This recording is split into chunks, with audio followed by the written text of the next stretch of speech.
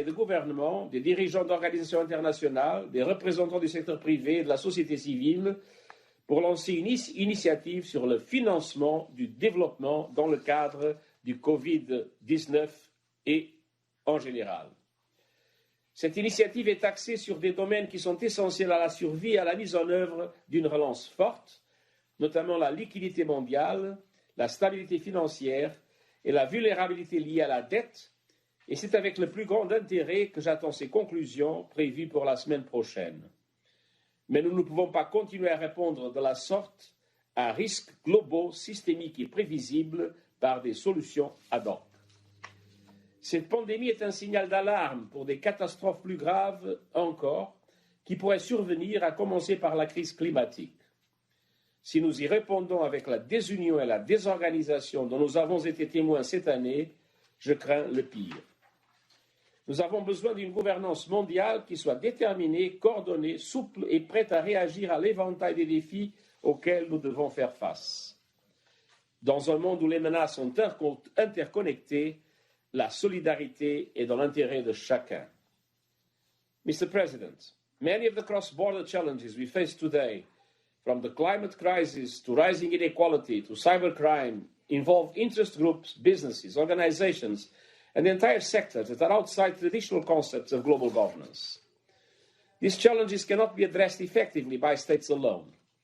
We need to broaden our idea of global governance to take in business, civil society, cities and regions, academia and young people. International conventions are not the only way to reach binding agreements for the common good. We need flexible mechanisms in which different stakeholders come together, adopt protocols and codes of conduct, define red lines, and create conditions for successful cooperation, which is particularly relevant in the digital world. Global governance must also recognize our responsibilities to our planet and to future generations. Civil society movements, particularly those led by young people, are global leaders on these issues. Let us face it, global governance mechanisms until now have been exclusive, and the largest group left out in the cold is women, half of humanity. Women watching this week's general debate have a perfect right to feel that they are not represented and their voices are not valued. The COVID-19 pandemic has proven what is obvious. Women's leadership is highly effective. We cannot hope to turn the climate crisis around, reduce social divisions, or make sustained peace without the full contribution of all of society. Reformed global governance is about approaches and institutions which must be reformed and strengthened. We need more and better multilateralism that works effectively and delivers for the people we serve. We need more and better global governance based on national sovereignty and expressed through our shared ideals, eloquently expressed in the United Nations Charter. The pandemic has illustrated beyond dispute the gaps in our multilateral system. As countries go in different directions, the virus goes in every direction. A rational and equitable approach to vaccination would reduce preventable deaths by prioritizing frontline workers and the most vulnerable. But we are struggling to mobilize the resources needed to ensure a vaccine as a global public good, available and affordable to all. We urgently need multilateral institutions that can act decisively based on global consent for the global good. And we need multilateral institutions that are fair, with better representation of the developing world, so that all have a proportional voice at the global table. Mr. President, the General Assembly Declaration on the 75th anniversary of the United Nations has created space for a process of reflection on the future of multilateral cooperation on the post-COVID world. I will report back with analysis and recommendations guided by a common thread of solidarity within and between societies at the national and international levels and with future generations. Our world is no longer bipolar or unipolar. It is moving towards multipolarity. But we experienced fragmentation and polarization without effective mechanisms of multilateral governments 100 years ago. The result was the First World War, followed by the Second. COVID-19 is casting a dark shadow across the world, but it is also a warning that must spur us to action. We have no choice. Either we come together in global institutions that are fit for purpose, or we will be crushed by divisiveness and chaos. Thank you.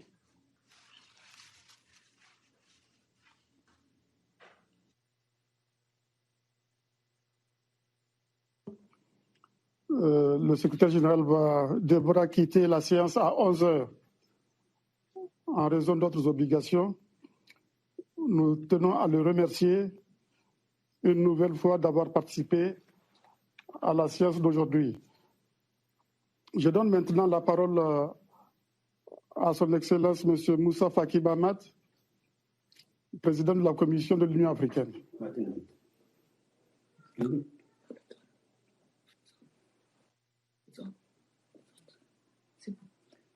Excellence, M. Youssoufou Mamadou, président de la République du Niger et président du Conseil de sécurité des Nations Unies pour le mois de septembre 2020, Excellence, M. Antonio Guterres, secrétaire général des Nations Unies, distingués membres du Conseil de sécurité, mesdames et messieurs. Permettez-moi tout d'abord de féliciter chaleureusement la République du Niger qui assure la présidence du Conseil de sécurité pour ce mois de septembre.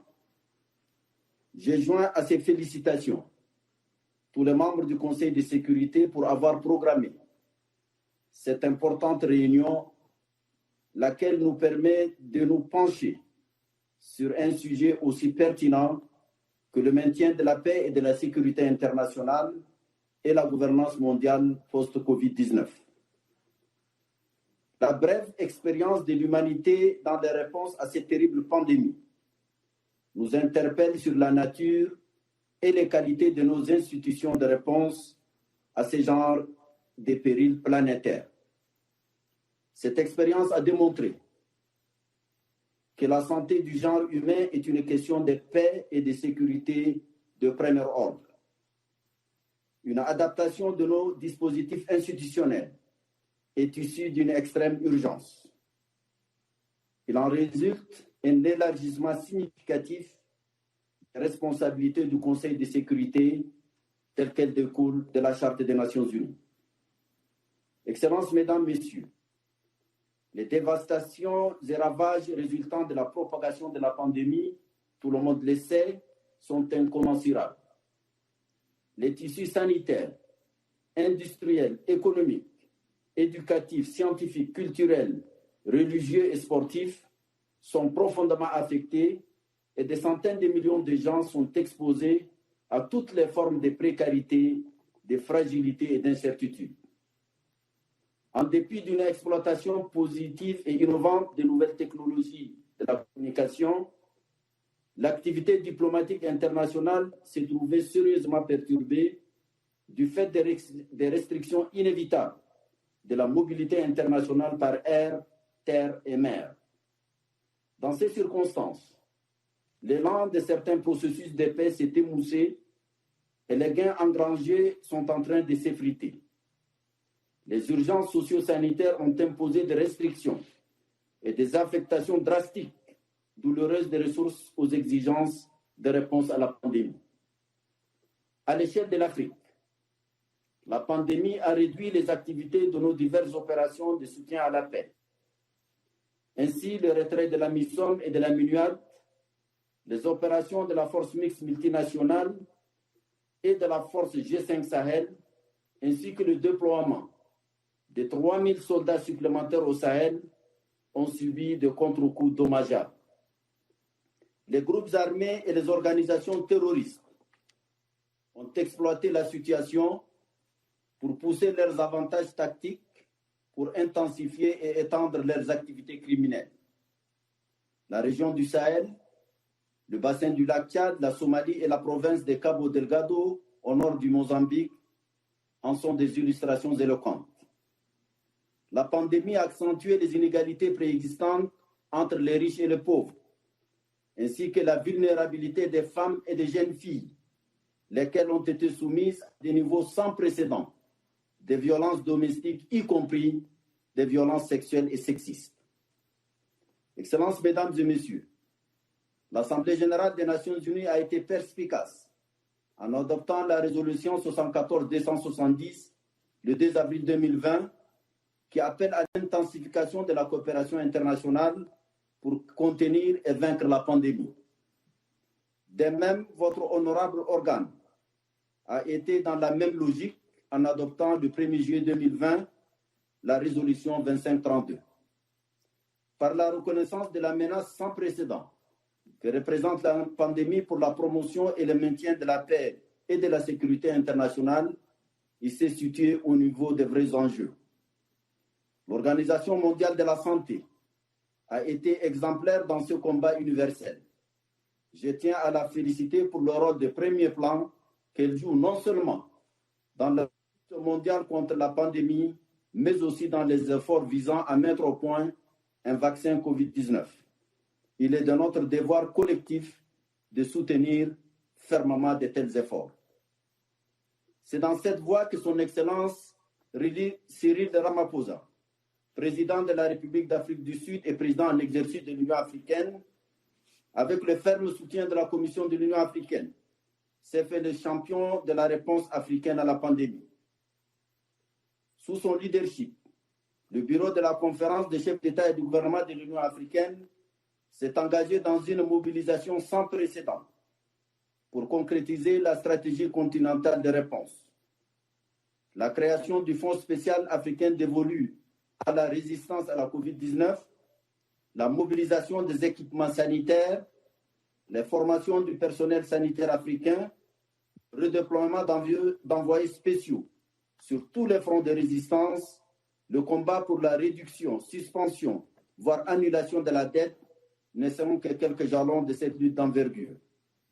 Bref, face à cette pandémie, l'Union africaine, à travers ses différents organes, et en particulier sa structure technique, Africa CDC, a su faire preuve d'une remarquable efficacité. Excellences, Mesdames et Messieurs, la pandémie nous a rappelé, avec une si grande profondeur, la nature une et indivisible de l'humanité.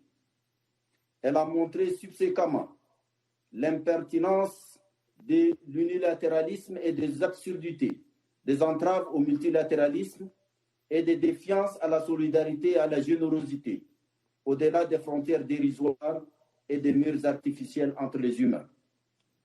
Le vrai message de l'Afrique est de vous inviter, nous inviter, à mettre en synergie créatrice nos volontés et intelligences communes pour une vraie renaissance d'un multilatéralisme nourri de telles valeurs.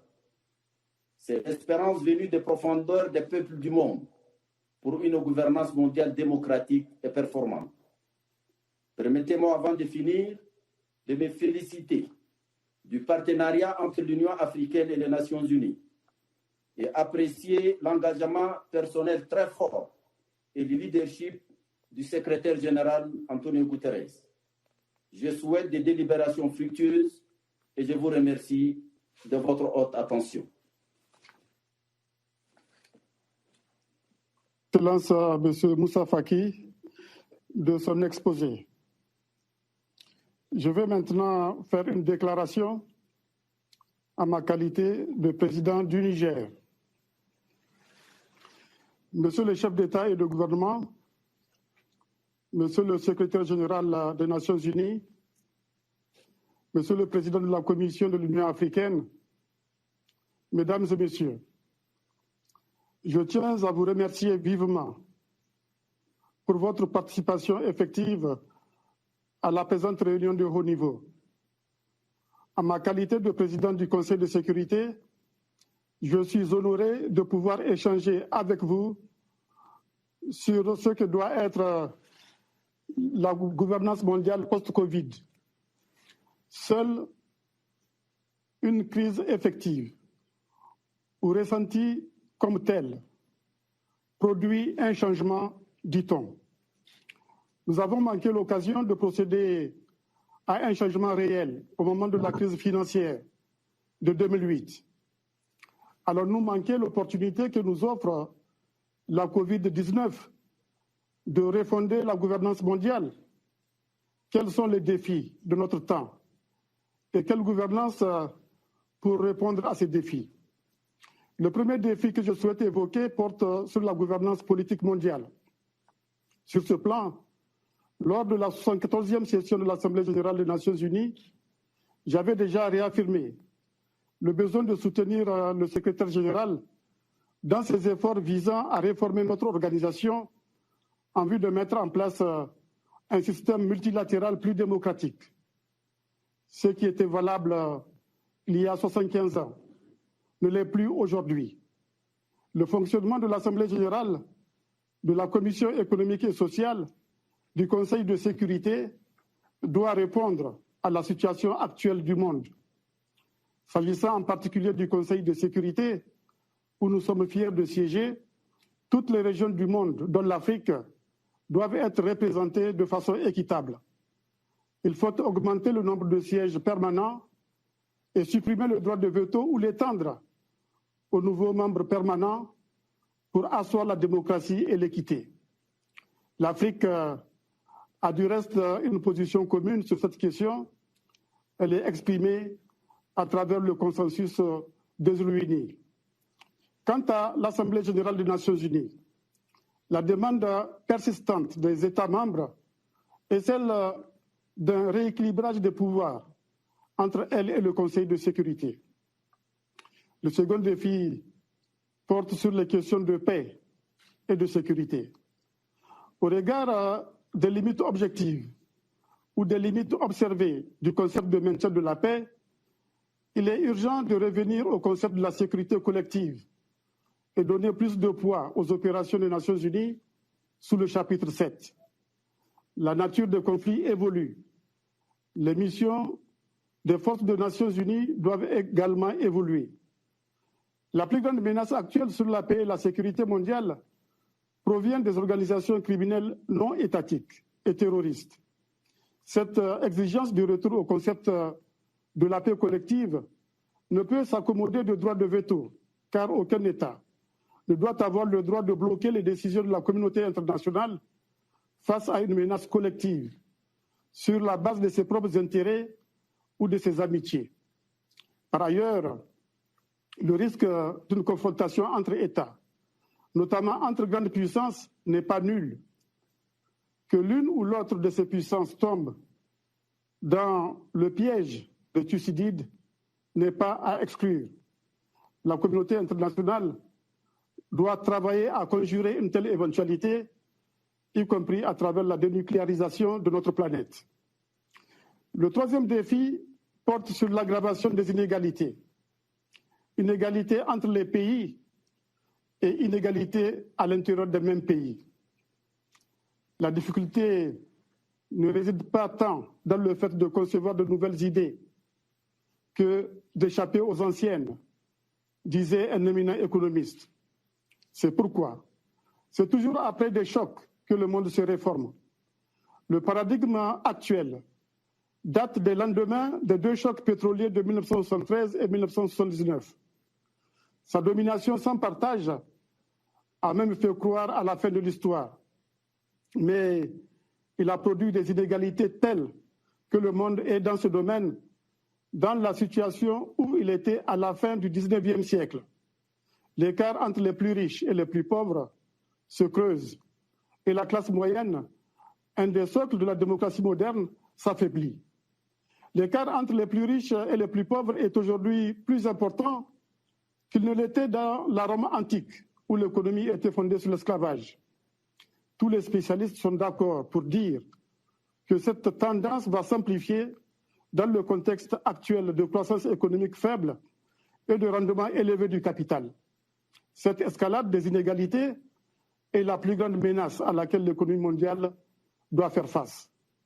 Ici, il me revient en mémoire l'article 1er de la Déclaration des droits de l'homme et du citoyen de 1789. Je cite: « Les hommes naissent et demeurent libres et égaux en droit. Les distinctions sociales ne peuvent être fondées que sur l'utilité commune. Ces inégalités ne sont pas toujours justifiées par le mérite. Donc, elles ne sont pas fondées sur l'utilité commune.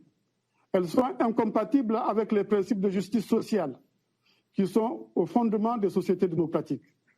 L'expérience montre que la main invisible du marché ne peut les corriger.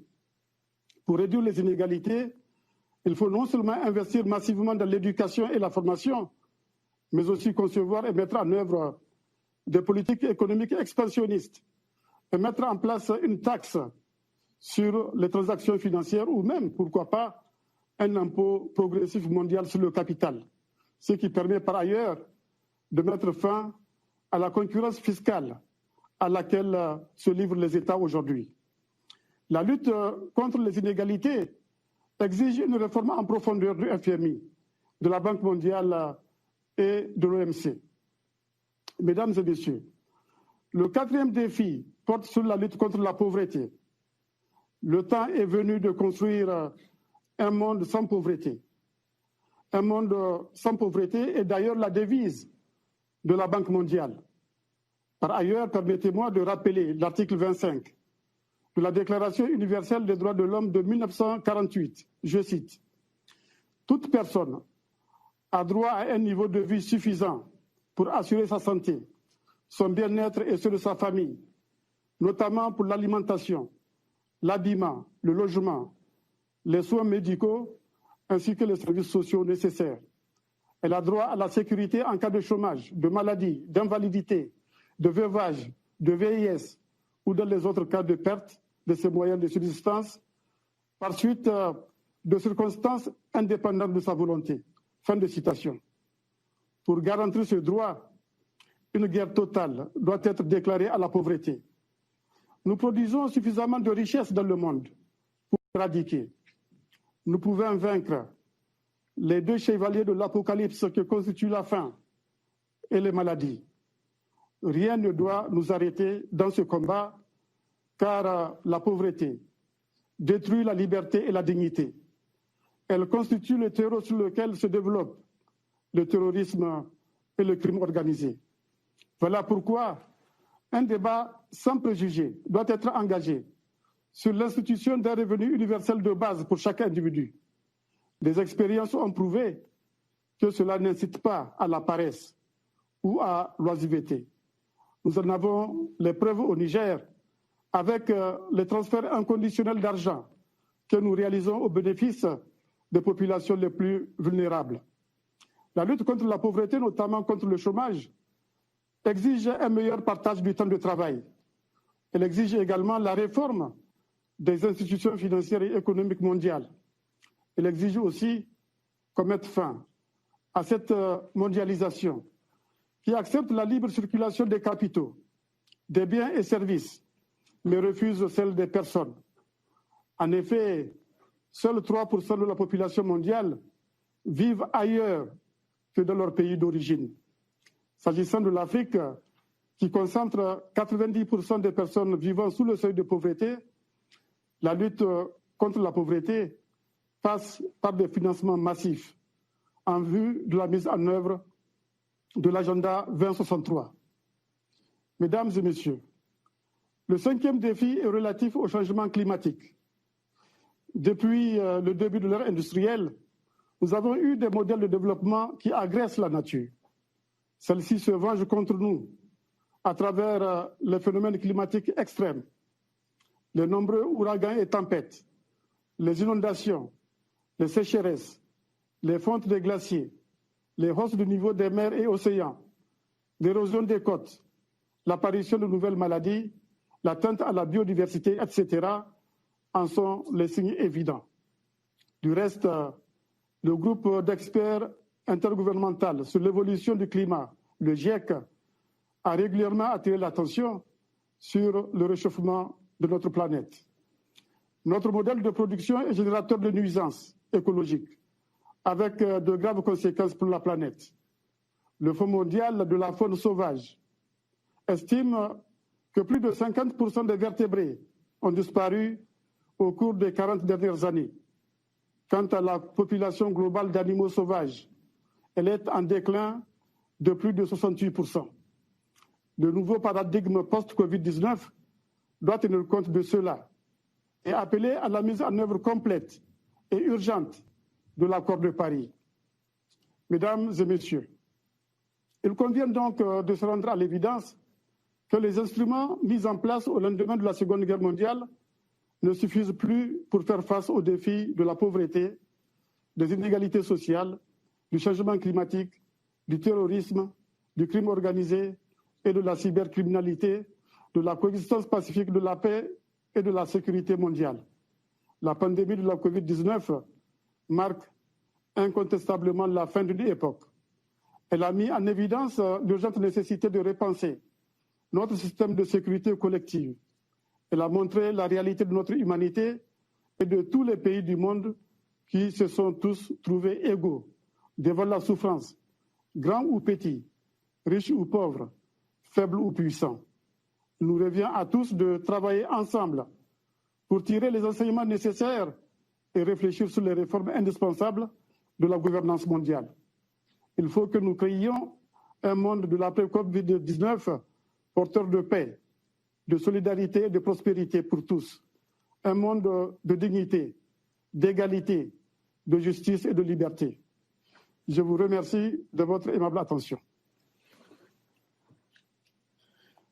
Alors, je reprends mes fonctions de président du Conseil et je vais passer la parole à son Excellence, M.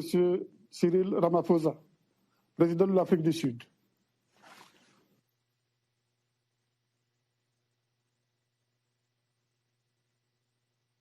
President, Secretary General of the United Nations, Mr. Moussa Faki, the Chairperson of the AU Commission, allow me to begin by congratulating you, Mr. President, and the Republic of Niger on assuming the presidency of the Security Council.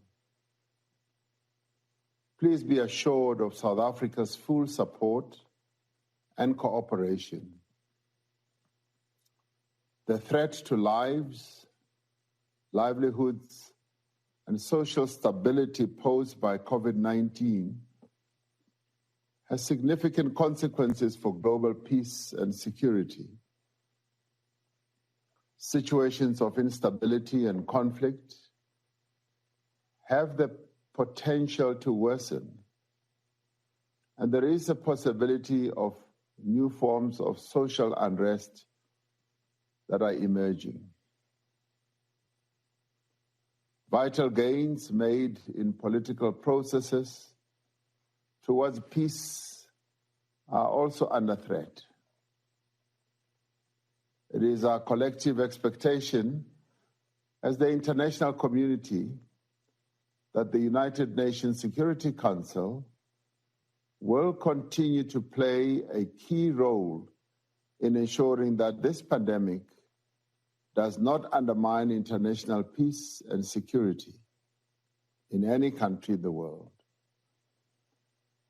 It is imperative that the Security Council continues to work closely with regional organizations in this regard, and in our case in Africa, including the African Union.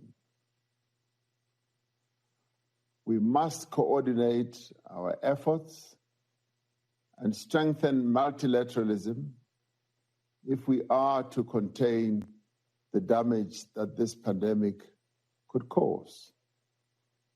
South Africa and the African Union supports the call by the UN Security Secretary General for a global ceasefire and the scaling up of humanitarian assistance to vulnerable societies around the world.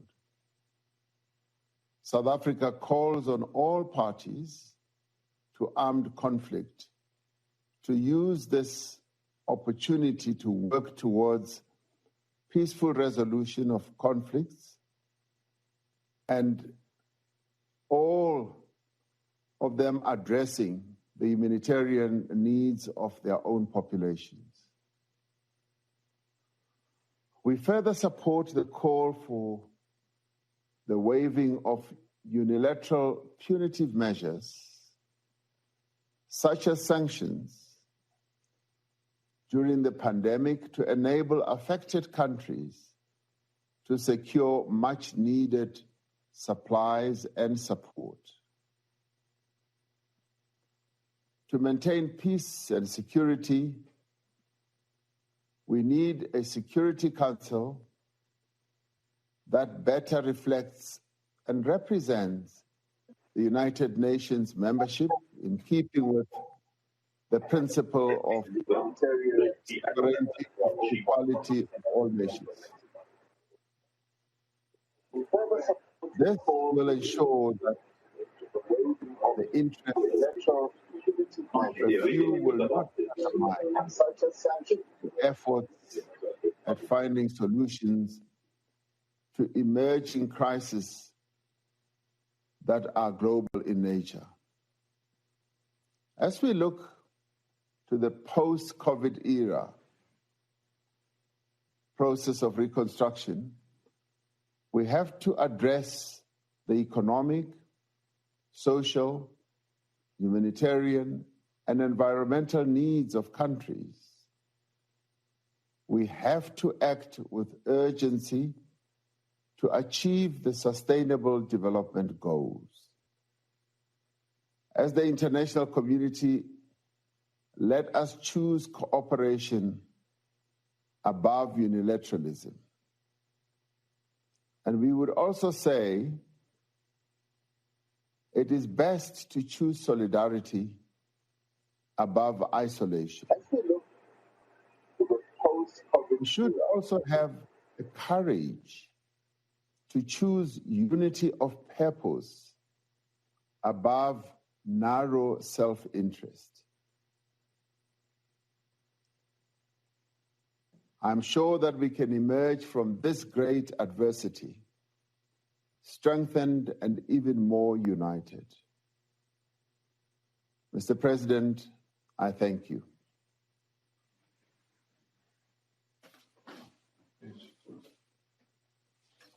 Son Excellence, Monsieur Ramaphosa, de sa déclaration. Je donne la parole à Son Excellence, Madame Kersti Kaljulaid, présidente de l'Estonie. Merci, Monsieur le Président. Merci, Monsieur le Secrétaire Général, et aussi merci, Monsieur Moussa Faki Mohamed.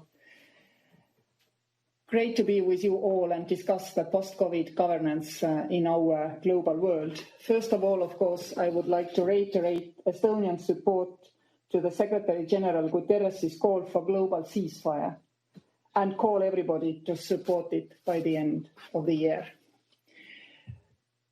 COVID-19 has changed our world, and to Estonian colors, I would like to point out that the technological development is the area which helps us to maintain the coherence of our world and to continue to cooperate with each other. In addition, this pandemic has shown us that our world of work, education, communication, services has radically changed. What we now need to do, we need to adapt our global governance model to what we are seeing in the real world. It is also, if we wish to make it so, a global opportunity and a golden opportunity potentially to those countries who are looking to leapfrog. For those people who have the skills to participate in the global services market, but you happen to come from the countries from where it is difficult to offer your services for the rest of the world. For those in the world, notably women, handicapped people, who have found it very difficult to participate in the job market previously. Now, in this post-COVID world, it has been proven that you don't have to be where you are working. This is a golden opportunity to weaker in our society. Also, we have to understand that we have to give our children and adolescents the opportunity to learn the skills necessary to participate in this new world of technology. And finally, we need not a national, not a regional like European Union, but even a global governance structure, which will create legally permissive environment for all these developments, including, of course, the necessary cyber security. Thank you, ladies and gentlemen. Thank you for listening, Estonia.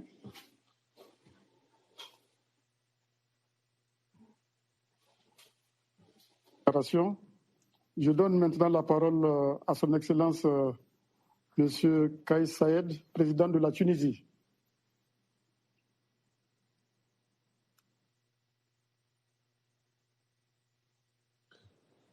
شكرا لكم السيد الرئيس. اسمحوا لي في البداية أن أهنئ بلدكم الشقيق النيجر على رئاسته الناجحة لمجلس الأمن خلال هذا الشهر، وأن أتوجه إليكم بالشكر على تنظيم هذه القمة الهامة لمجلس الأمن، وعلى اختياركم الصائب لموضوع الحوكمة العالمية خلال مرحلة ما بعد هذه الجائحة التي يعيشها العالم كله اليوم، وهو اختيار يعكس قناعة مشتركة بضرورة أن يلعب مجلس الأمن دورا محوريا في معالجة انعكاساتها على مختلف الأصعدة، على الصعيد الأمني وعلى صعيد السلم وغيرها من الأصعدة الأخرى.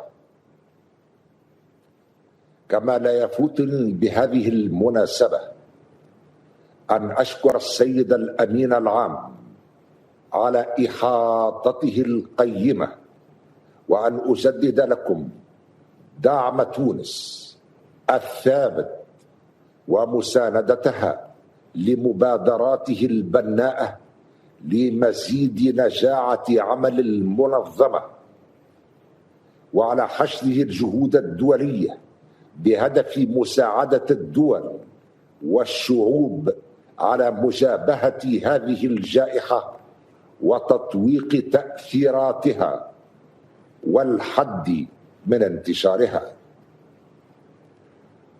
والشكر موصول أيضا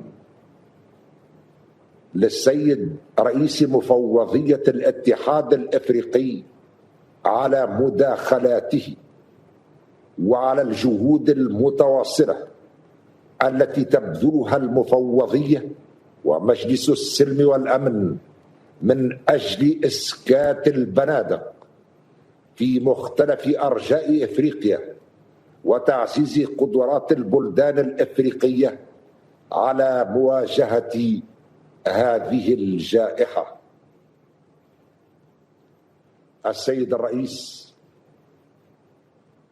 بعد مرور حوالي 9 أشهر على ظهور هذا الوباء، وبالتوازي مع انتشاره في جميع أصقاع العالم تقريبا، وارتفاع حدة تأثيراته على الدول وعلى الشعوب دون استثناء، ترسخت تدريجيا لدى المجتمع الدولي بخطورة تداعياته على الأمن والسلم الدوليين، لا في مناطق النزاع فحسب، أين أصبح يشكل أحد عوامل تعميق الأزمات والمآسي الإنسانية القائمة وتعقيد الأوضاع المضطربة، بل كذلك في كافة أرجاء المعمورة، حيث ألقت الجائحة بظلالها على الأوضاع الاقتصادية والاجتماعية والسياسية، وكذلك على واقع العلاقات الدولية. وللأسف فأن هذه الاضطرابات التي تولدت عن هذا الوباء قد تتواصل لعدة أجيال أخرى، وقد لن تنتهي مع السيطرة على انتشار هذا الفيروس، كما تهدد برفع حدة التوترات بين القوى الدولية وبزعزعة التوازنات الإقليمية وبإضعاف منظومة العمل متعددة الأطراف. وهنا أتفق تماما مع توصيف السيد الأمين العام لهذه الأزمة بأنها أخطر اختبارا للمجموعة الدولية منذ تأسيس منظمة الأمم المتحدة. وفي نفس هذا السياق كانت تونس من بين أول الدول التي سعت إلى لفت انتباه المجتمع الدولي إلى خطورة الجائحة وتعدد أبعادها وتنوع تأثيراتها على السلم والأمن وعلى كل مناحي الحياة البشرية جمعاء. ومن هذا المنطلق دعوت إلى اعتماد مقاربة جديدة للأمن الدولي تقوم أساساً على تعزيز التعاون والتآزر بين الدول والشعوب، قناعة منا بأنه لا يمكن لأي دولة مهما كانت قوتها أن تواجه بمفردها هذا العدو الخفي، هذا العدو العابر للحدود، ويقينا بأن مصيرنا واحد وأن أمن وسلامة الجميع مرتبط بأمن وسلامة كل فرد دون استثناء. وتكريسا لهذا التوجه بادرت تونس على تعزيز التعاون في مرحلة ثانية وبالتنسيق مع فرنسا باقتراح مشروع قرار على مجلس الأمن الدولي أكدت فيه على أن مجابهة الجائحة تتطلب مزيدا من التضامن الدولي واستجابة مشتركة متسقة ومتناسقة وشاملة بإشراف الأمم المتحدة، ودعت إلى وقف فوري وشامل لإطلاق النار في كافة أنحاء العالم، وإلى الالتزام بهدنة إنسانية في مختلف مناطق النزاعات، وذلك تماهيا مع نداء السيد الأمين العام في هذا الإطار.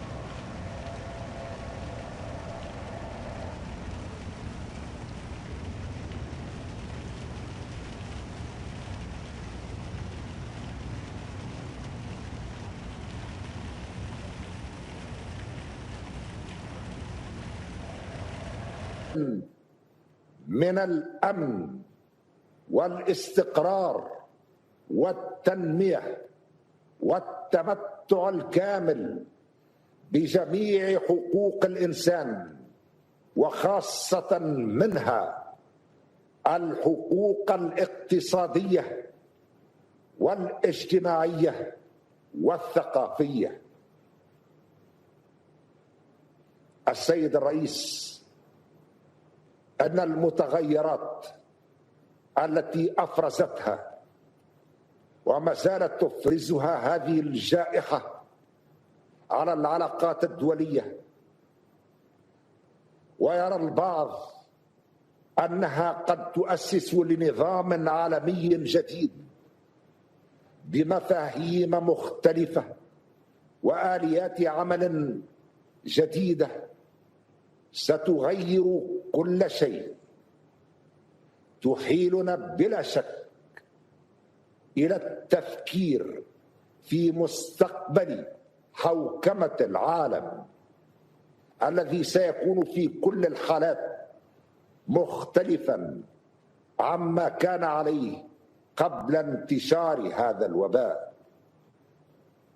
وفي هذا الإطار ندعو إلى العمل على ترسيخ الوعي المشترك بين أطراف المجموعة الدولية على أسس إنسانية من أجل تشجيع التعاون وبناء نظام عالمي أكثر عدلا، والعمل بصفة جماعية من أجل تحويل هذه الأزمة إلى حافز لبداية جديدة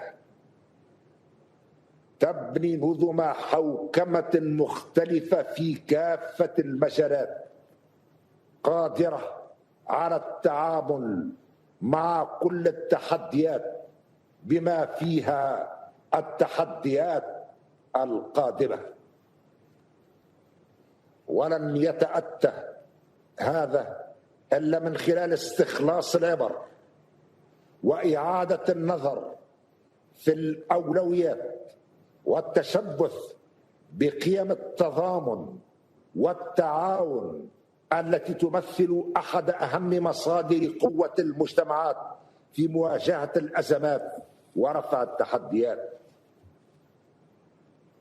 السيد الرئيس، أود التأكيد مجددا على أن الاضطرابات السياسية والاقتصادية والتظاهرات والتأثيرات الاجتماعية المنجرة عن هذه الجائحة وعن هذا الوضع الجديد قد تستمر لفترة طويلة، وأن تجاوزها يستوجب عدة مراجعات عميقة، بدءا بمنظومة الحوكمة العالمية الحالية، ومرورا بجملة من المفاهيم السائدة بما في ذلك مفهوم الأمن ومنظومة القيم التي تقوم عليها العلاقات الدولية،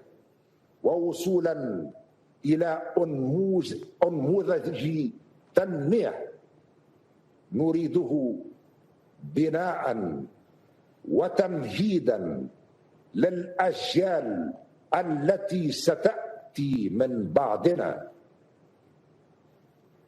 وفي الختام أجدد تمسك تونس بأهمية العمل المشترك وبعزمها الثابت على المساهمة في بلورة رؤية متجددة للتعاون تتفق بشأنها جميع الأطراف من أجل معالجة التأثيرات الآنية لهذه الجائحة وتطويق انتشارها، وكذلك من أجل تحقيق أهداف التنمية المستدامة المستمرة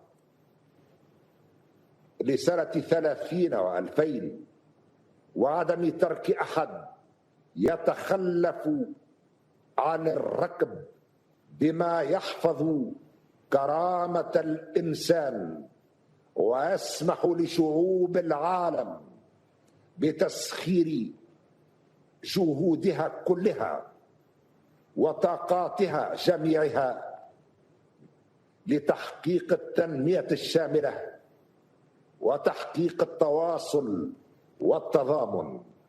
والسلام عليكم ورحمة الله وبركاته.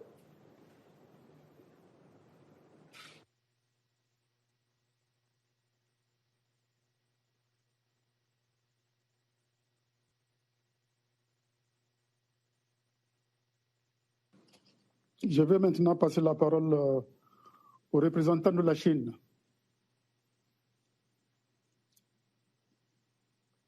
Je crois que c'est M. Wang Yi, ministre chinois des Affaires étrangères.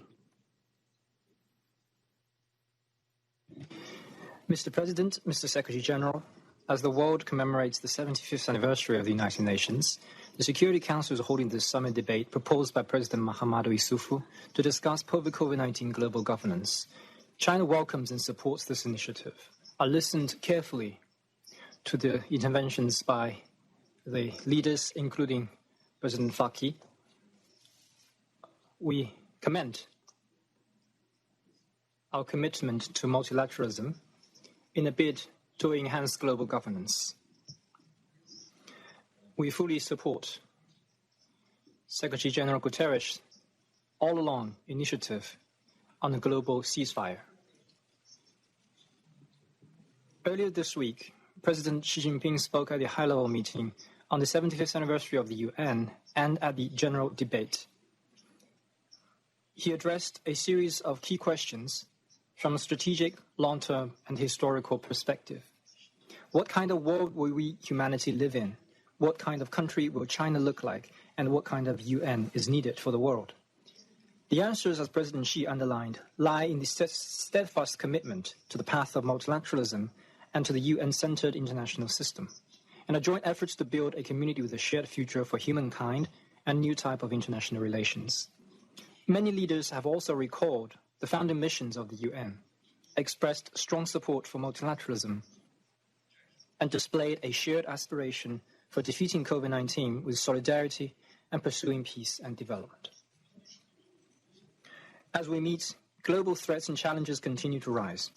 The solution urgently requires improved global governance and closer coordination and cooperation. Meanwhile, developing countries are rising collectively. The global governance system needs to reflect the reality of the international politics and the process toward a multipolar world. We need to follow the trend of the times, strengthen top-level design, and improve the global governance system through reform. To this end, China would like to propose the following 5 points. First, we need to act on the principle of extensive consultation, joint contribution, and shared benefits. All countries, big or small, are equal members of the international community. Major risks and challenges respect no borders and impact the future of each and every country alike. To tackle them requires strong synergy supported by a global pooling of resources and wisdom. Global affairs must be discussed by all, governance systems built by all, and benefits of governance shared by all, so that every country is a participant, contributor, and beneficiary of world peace and development. Developing countries are faced with greater difficulties.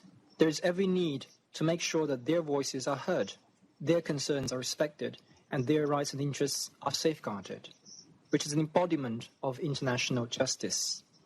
Second, we need to jointly tackle non-traditional security threats. The first 2 decades of the 21st century have seen the onset of numerous global risks and challenges, from the September 11 attacks to the global financial crisis to COVID-19. Traditional and non-traditional security threats should be managed holistically. Public health and climate change should be given greater priority on the international agenda. Non-traditional security threats, often multifaceted, can only be effectively tackled with comprehensive, well-calibrated efforts to address both the symptoms and root causes. Here's where the Security Council needs to play a bigger role pursuant to the purposes and principles of the UN Charter. Third, we need to enhance coordination and cooperation among major countries. Global governance will be strengthened when major countries set an example of acting on the UN Charter, providing global public goods, and contributing to world peace and development. In such a challenging moment, major countries are even more duty-bound to put the future of humankind first, discard Cold War mentality and ideological bias, and come together in the spirit of partnership to tide over the difficulties. Fourth, we need to uphold international law and rules. A sound global governance architecture must be undergirded by respect for law and rules. All must adhere to the basic norms governing international relations, such as sovereign equality, non-interference in internal affairs, and peaceful settlement of disputes. Rules must be followed and commitments must be kept. Unilateral sanctions and long-arm jurisdiction need to be opposed in order to safeguard the authority and sanctity of international law. Laws and rules need to keep pace with the changing times. The international community needs to establish rules in frontier areas, such as the deep sea, polar region, cyberspace, and outer space, to regulate their development and ensure equitable benefits to all countries. Fifth, we need to bring the role of the UN to bear. The global risks and challenges we face are crises with compounded effects, which cannot be addressed separately. As the most universal, representative, and authoritative international institution, the UN is better positioned and capable to play a leadership role than any country or international organization. Meanwhile, the body needs to evolve with the times, increase representation and voice of the developing countries, raise its efficiency and emergency preparedness, and build an up-to-date governance system and capability. The Security Council, the centerpiece of the collective security framework, is part and parcel of the global governance system, and tasked with the primary responsibility for international peace and security. Under the new conditions, the Council needs to effectively fulfill the duties conferred by the UN Charter, contribute to the maintenance of world peace and the stability of international order, ensure security to all peoples, and bring hope to global governance. China will continue to work with countries around the world to improve the global governance system and build a community with a shared future for humankind. Thank you.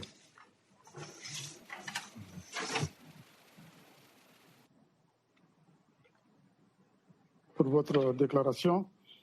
Je passe maintenant la parole au représentant de la Fédération de Russie. Monsieur le ministre des Affaires étrangères de Russie, Lavrov, vous avez la parole.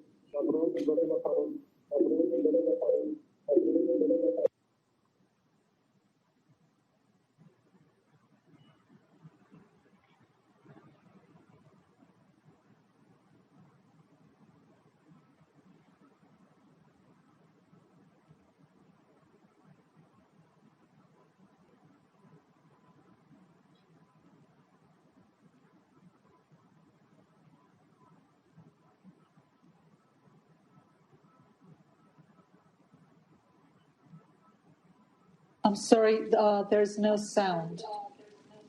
Monsieur le ministre, personne ne vous entend. Je ne sais pas si vous m'entendez. On ne vous entend pas, monsieur le ministre des Affaires étrangères. На прочность проходят не только государства и интеграционные объединения, механизмы глобального управления в целом, прежде всего Организации Объединенных Наций. Важно своевременно извлечь уроки из происходящего и сделать правильные выводы, чтобы обеспечить мирное, безопасное и стабильное будущее всего человечества. Главное, что продемонстрировал текущий кризис, это взаимозависимость, взаимосвязанность всех, без исключения государств, во всех сферах общественной жизни. Россия давно обращает внимание на трансграничный характер современных угроз, включая международный терроризм, риск неконтролируемого распространения оружия массового уничтожения, киберпреступность, наркотрафик и многое другое. Сейчас, когда к ним добавились пандемии, наподобие той, которую переживает человечество сегодня, наши призывы к совместной выработке ответов на глобальные вызовы обретают еще большую актуальность. События этого года показали, что никто не может просто так отгородиться от подобных угроз. Коронавирусная инфекция затронула всех и каждого. Это значит, что и преодолевать ее последствия необходимо сообща, отодвинув в сторону конъюнктурные разногласия. К сожалению, общая беда не сгладила межгосударственные противоречия, а напротив, усугубила многие из них. Обнажились те самые кризисные моменты, которые мы наблюдали в международных отношениях и ранее. В целом ряде стран возрос соблазн искать за рубежом виновных в собственных внутренних проблемах. Налицо попытки отдельных государств использовать текущую ситуацию для продвижения узкокорыстных, сиюминутных интересов, для сведения счетов с неугодными правительствами или геополитическими конкурентами. Вопреки всему, сохраняется практика применения односторонних нелегитимных санкций, подрывающие авторитет и прерогативы Совета Безопасности ООН. Мы неоднократно обращали внимание на необходимость отмены рестрикций, которые в контексте пандемии особенно сильно бьют по незащищенным слоям населения и ограничивают им доступ к продовольствию и медицинскому обслуживанию. К приостановке таких мер в нынешних условиях призывал и генеральный секретарь ООН, и мы активно поддерживаем эту его инициативу. В полной мере сохраняет свою актуальность озвученное на апрельском саммите Группы 20 предложение президента Путина о введении так называемых зеленых коридоров, свободных от санкций и торговых войн. Вызывает сожаление, что государства, которые используют незаконный санкционный инструментарий в своей политике, остаются глухи к нашим аргументам и, что еще прискорбнее, к насущным потребностям простых жителей из самых разных уголков планеты. Твердо убежден, что международные усилия по преодолению кризиса должны носить согласованный характер и осуществляться при центральной координирующей роли ООН. Всемирная организация остается универсальной и безальтернативной площадкой для диалога, и ее значимость для глобальной архитектуры в условиях пандемии лишь возрастает. В данной связи считаем абсолютно несправедливыми участившиеся нападки на систему ООН в целом и ее специализированные учреждения. Это прежде всего относится к Всемирной организации здравоохранения. По оценке подавляющего большинства стран, на всех этапах кризиса Всемирная организация здравоохранения действовала профессионально, своевременно предпринимала эффективные упреждающие шаги в тесном контакте со всеми государствами-членами. Безусловно, потенциал международной системы здравоохранения необходимо качественно укреплять. Россия внесла значимый вклад в эту работу, первой в мире разработав и зарегистрировав вакцину от коронавируса «Спутник Ви». Подтверждаем нашу готовность к сотрудничеству в эпидемиологической сфере со всеми заинтересованными государствами и международными организациями. Буквально позавчера, выступая с трибуны Генассамблеи, президент Путин предложил бесплатную вакцинацию персоналу ООН.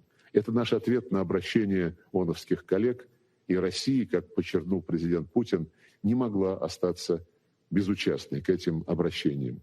Он также предложил организовать видеоконференцию всех стран, которые занимаются разработкой и производством вакцины от коронавируса. Это предложение остается на столе переговоров. Нынешняя пандемия оказалась тем самым глобальным сдвигом, если хотите, черным лебедем, который поставил нас перед выбором: закрыться и обвинить других во всех бедах, или же выйти из кризиса вместе, объединиться во имя благополучного будущего народа. Несмотря на очевидность выбора, второй путь требует проявления максимальной политической воли и стратегического мышления.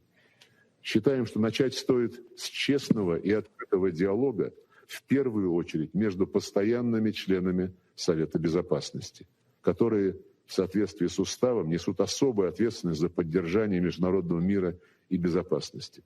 Именно в этом русле идет российская инициатива созвать саммит стран Большой Пятерки, о чем говорил президент Путин, в том числе в своей вчерашней речи перед Генеральной Ассамблеей. Очный разговор лидеров о принципах межгосударственного взаимодействия, о путях решения острейших проблем человечества стал бы важным шагом по укреплению коллективных начал в мировых делах и восстановлению глобальной стратегической стабильности в постпандемийный период. Такую встречу, конечно же, мы в этом убеждены, следует провести, как только позволит международная эпидемиологическая обстановка. Необходимо укреплять и имеющиеся форматы общения, где действуют принципы равноправия, сотрудничества и консенсуса. К этим форматам мы относим взаимодействие в группе 20, в объединениях БРИКС и Шанхайской организации сотрудничества. Убеждены, что будущее глобального управления именно за структурами, позволяющими гибко реагировать на возникающие вызовы без ущерба для ООН-центричного характера международной архитектуры. В октябре работа Совета Безопасности пройдет под председательством России. Мы приложим максимум усилий для обеспечения скоординированной и эффективной работы этого главного органа Всемирной организации на основе конструктивного взаимодействия всех его членов с опорой на нормы международного права и, в первую очередь, на цели и принципы Устава ООН. Еще раз хотел бы поблагодарить нигерское председательство за эту очень полезную инициативу. Спасибо за внимание.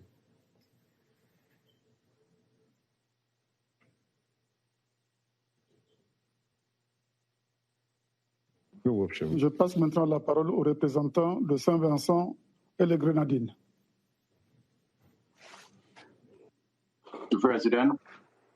Mr. President, at the outset, St. Vincent and the Grenadines extends our compliments to the Secretary General of the United Nations, His Excellency Antonio Guterres, and the Chairperson of the African Union Commission, His Excellency Musa Faki Mahamat. We thank you both for your insightful remarks, and we commend the Republic of Niger for convening this important and timely discussion. The overlapping health, socio-economic, political, and security risks precipitated by COVID-19 pandemic have converged to present our multilateral system with its most complex challenge, the Second World War. This pandemic will claim more than 1 million lives as it destroys the livelihoods of millions more globally. Given these profoundly altered conditions for life, living, and production, our world will never be the same again. It is therefore of critical importance that we adapt our systems of global governance to this extremely challenging contemporary reality. Mr. President, turbulent times bear disproportionately on the vulnerable, on refugees, displaced persons, and those made stateless due to painful cycles of violent conflict, on women and children who shoulder an unequal share of the social and political burdens, on the communities and families that become fractured due to instability and unrest, and on conflict-affected countries that struggle to safeguard their social contracts as emerging threats, COVID-19, and existing risks present themselves in more novel ways, posing unprecedented security. I'm sorry for the interruption. There's an open mic interfering. Can the other mics other than the speaker be muted, please? COVID-19 has laid bare the indisputable fact that today's complex challenges will not be solved by military strategies, nor can they be effectively addressed in silos. Moreover, This pandemic has presented incontrovertible proof that in our increasingly interconnected world, the uneven development of economies,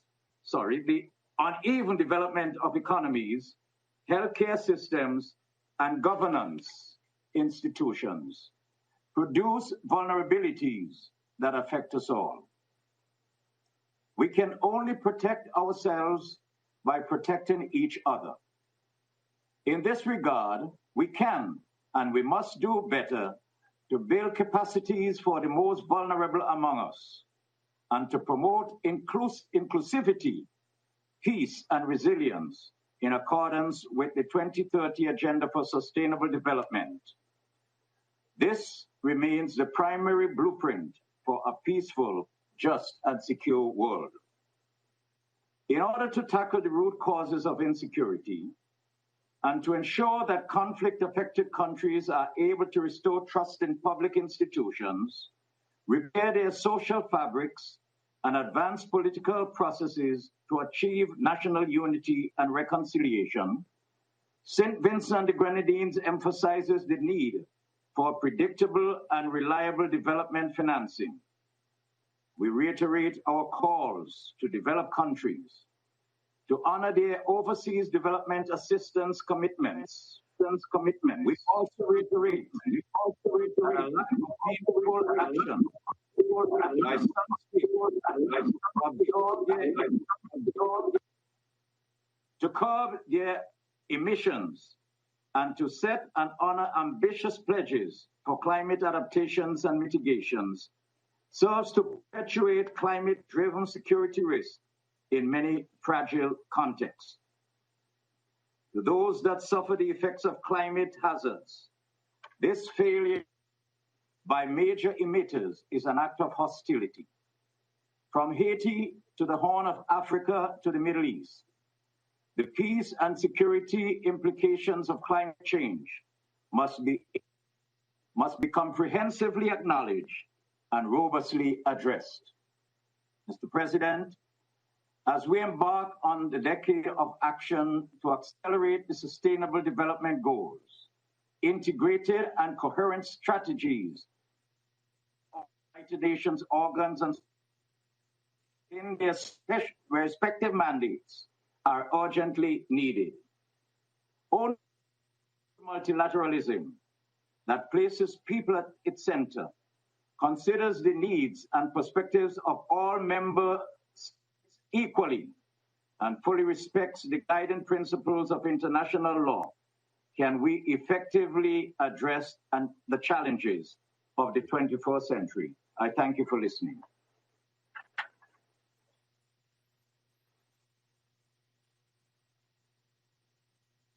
Je passe maintenant la parole au représentant de la France, M. Jean-Yves Le Drian, ministre français de l'Europe et des Affaires étrangères.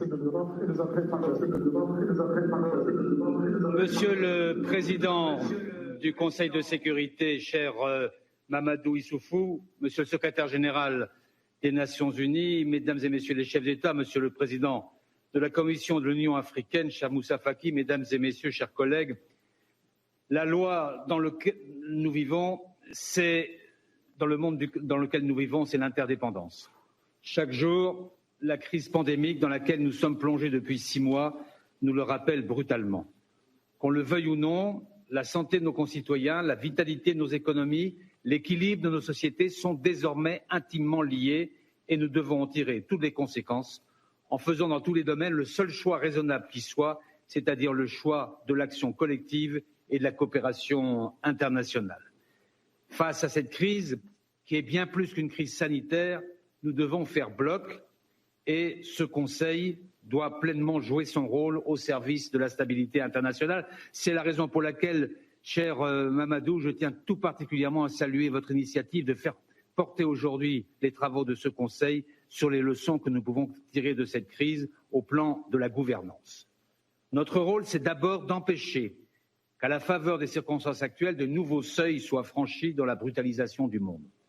C'est le sens de l'engagement quotidien des femmes et des hommes impliqués dans nos opérations de maintien de la paix. C'est le sens aussi de l'action des personnels humanitaires et des personnels médicaux mobilisés trop souvent en péril de leur propre vie sur les théâtres de conflit pour venir en aide aux populations vulnérables.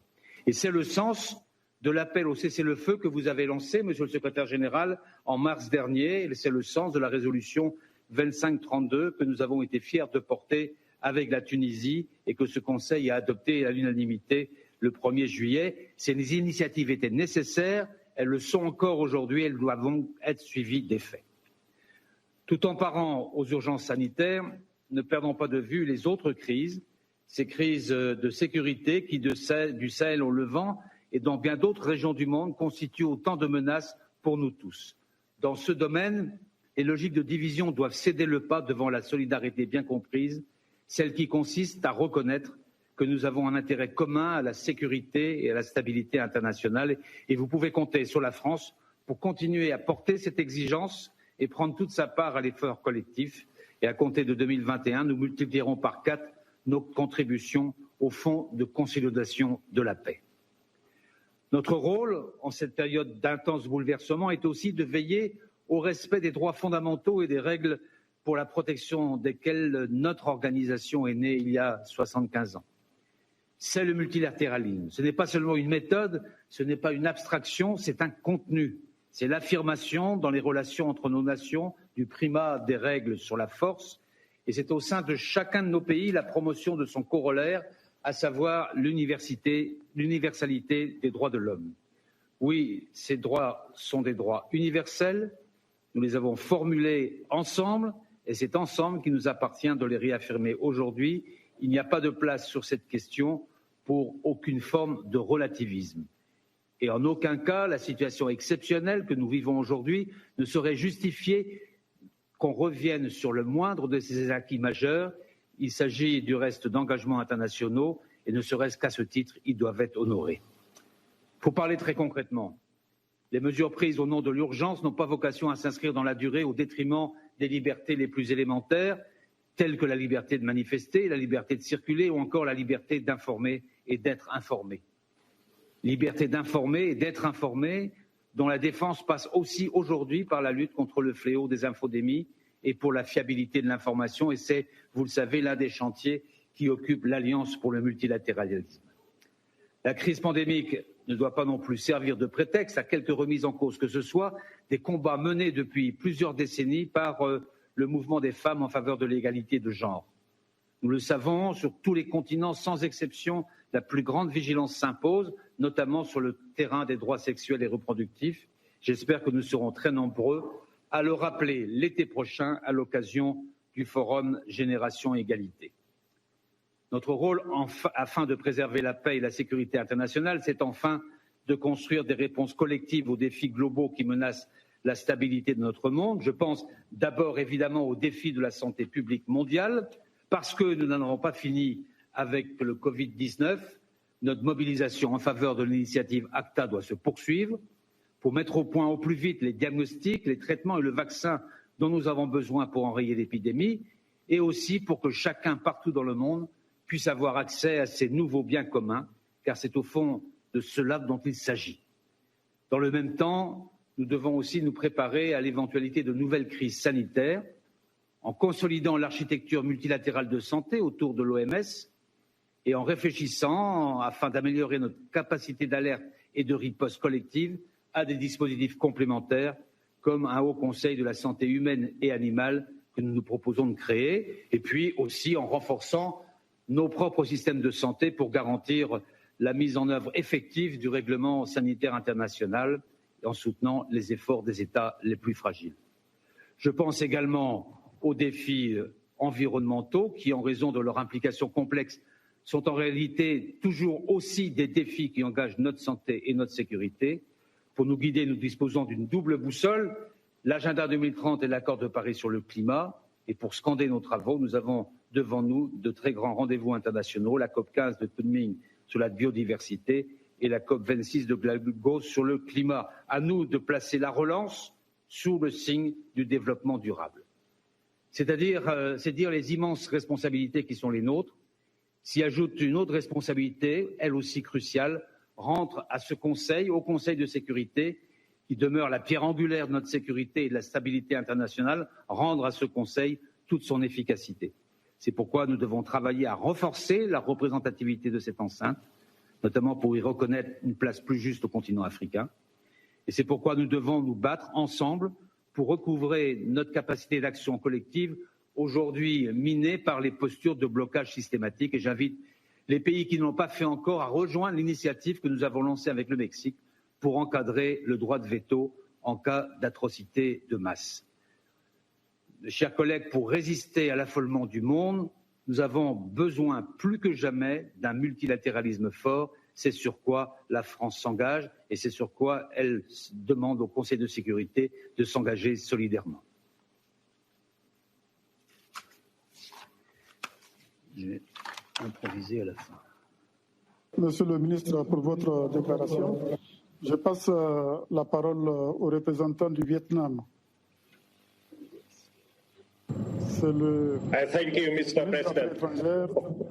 Pham Binh Minh. Yes, thank you, Mr. President, for personally chairing this important debate on the post-conflict COVID-19 global governance. Also, I thank Secretary General Guterres and the African Union Commission Chairperson for their insightful briefings.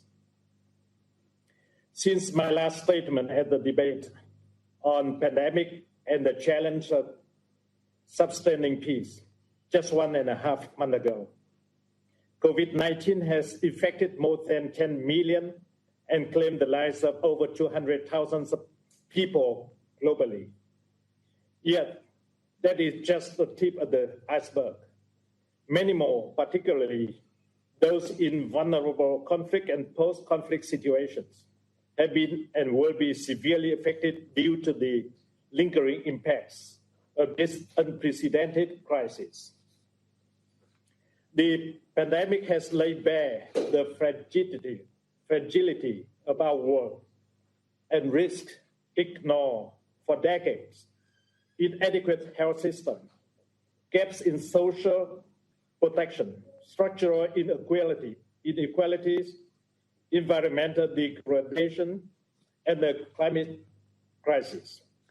As asserted in the latest report of the Secretary General on the work of the organization, equally serious, faltering multilateral cooperation, excessive nationalism, political tensions, or even the use of the pandemic to trigger discriminations and hatred have hampered our common response. It is important that we stand together against these obstacles and strengthen our commitment towards sustainable recovery from the pandemic and resilience in face of possible future crises. Region, including Vietnam and ASEAN, has demonstrated that good governance is the linchpin to cope with interconnected dimensions of COVID-19, particularly through a whole of government and people-centered approach, decisive and early response, social unity and cohesion, and innovative financing for development. Vietnam believes that good governance should aim to deliver for all, then a few.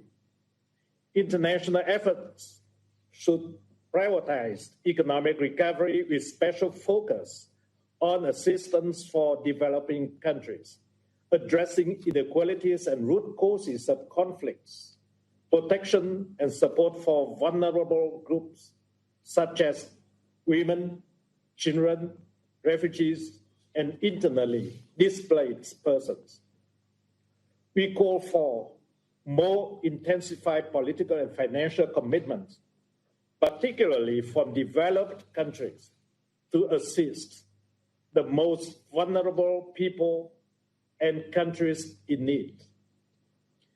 As no one wins until everyone wins. How the world emerges from the pandemic will depend on each and every nation's ability to build trust, nurture commitments, and work together to champion multilateralism with United Nations as the coordination center and regional organizations playing a more active role. Multilateral institutions, on their part, should seize this critical moment to spearhead concrete reform measures to adapt their relevance and efficiency to the evolving international context. The Security Council is no exception.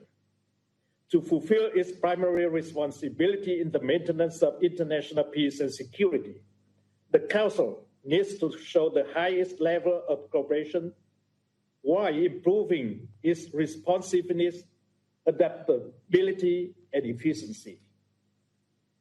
To timely respond to the global security challenges and non-traditional security challenges that can aggravate vulnerable political and security situations, it is important that the Council make best use of available tools, particularly preventive diplomacy, conflict prevention, peacekeeping mandates.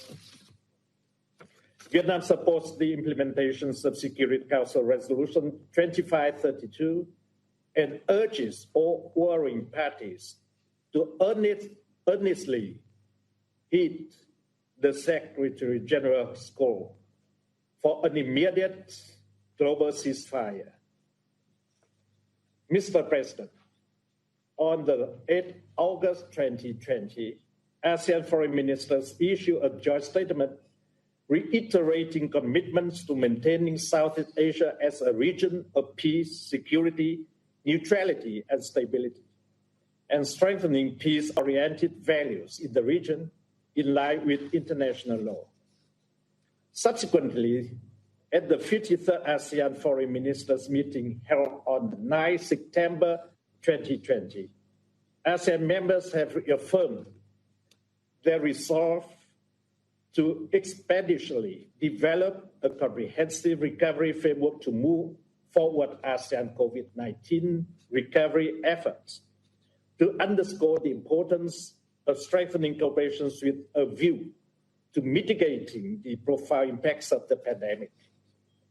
As ASEAN Chair 2020 and a member of the Council for the term 2020 and 2021, Vietnam is strongly committed to joining global efforts to fight our common challenges and prevent them from undermining regional and international peace and stability. I thank you, Mr. President.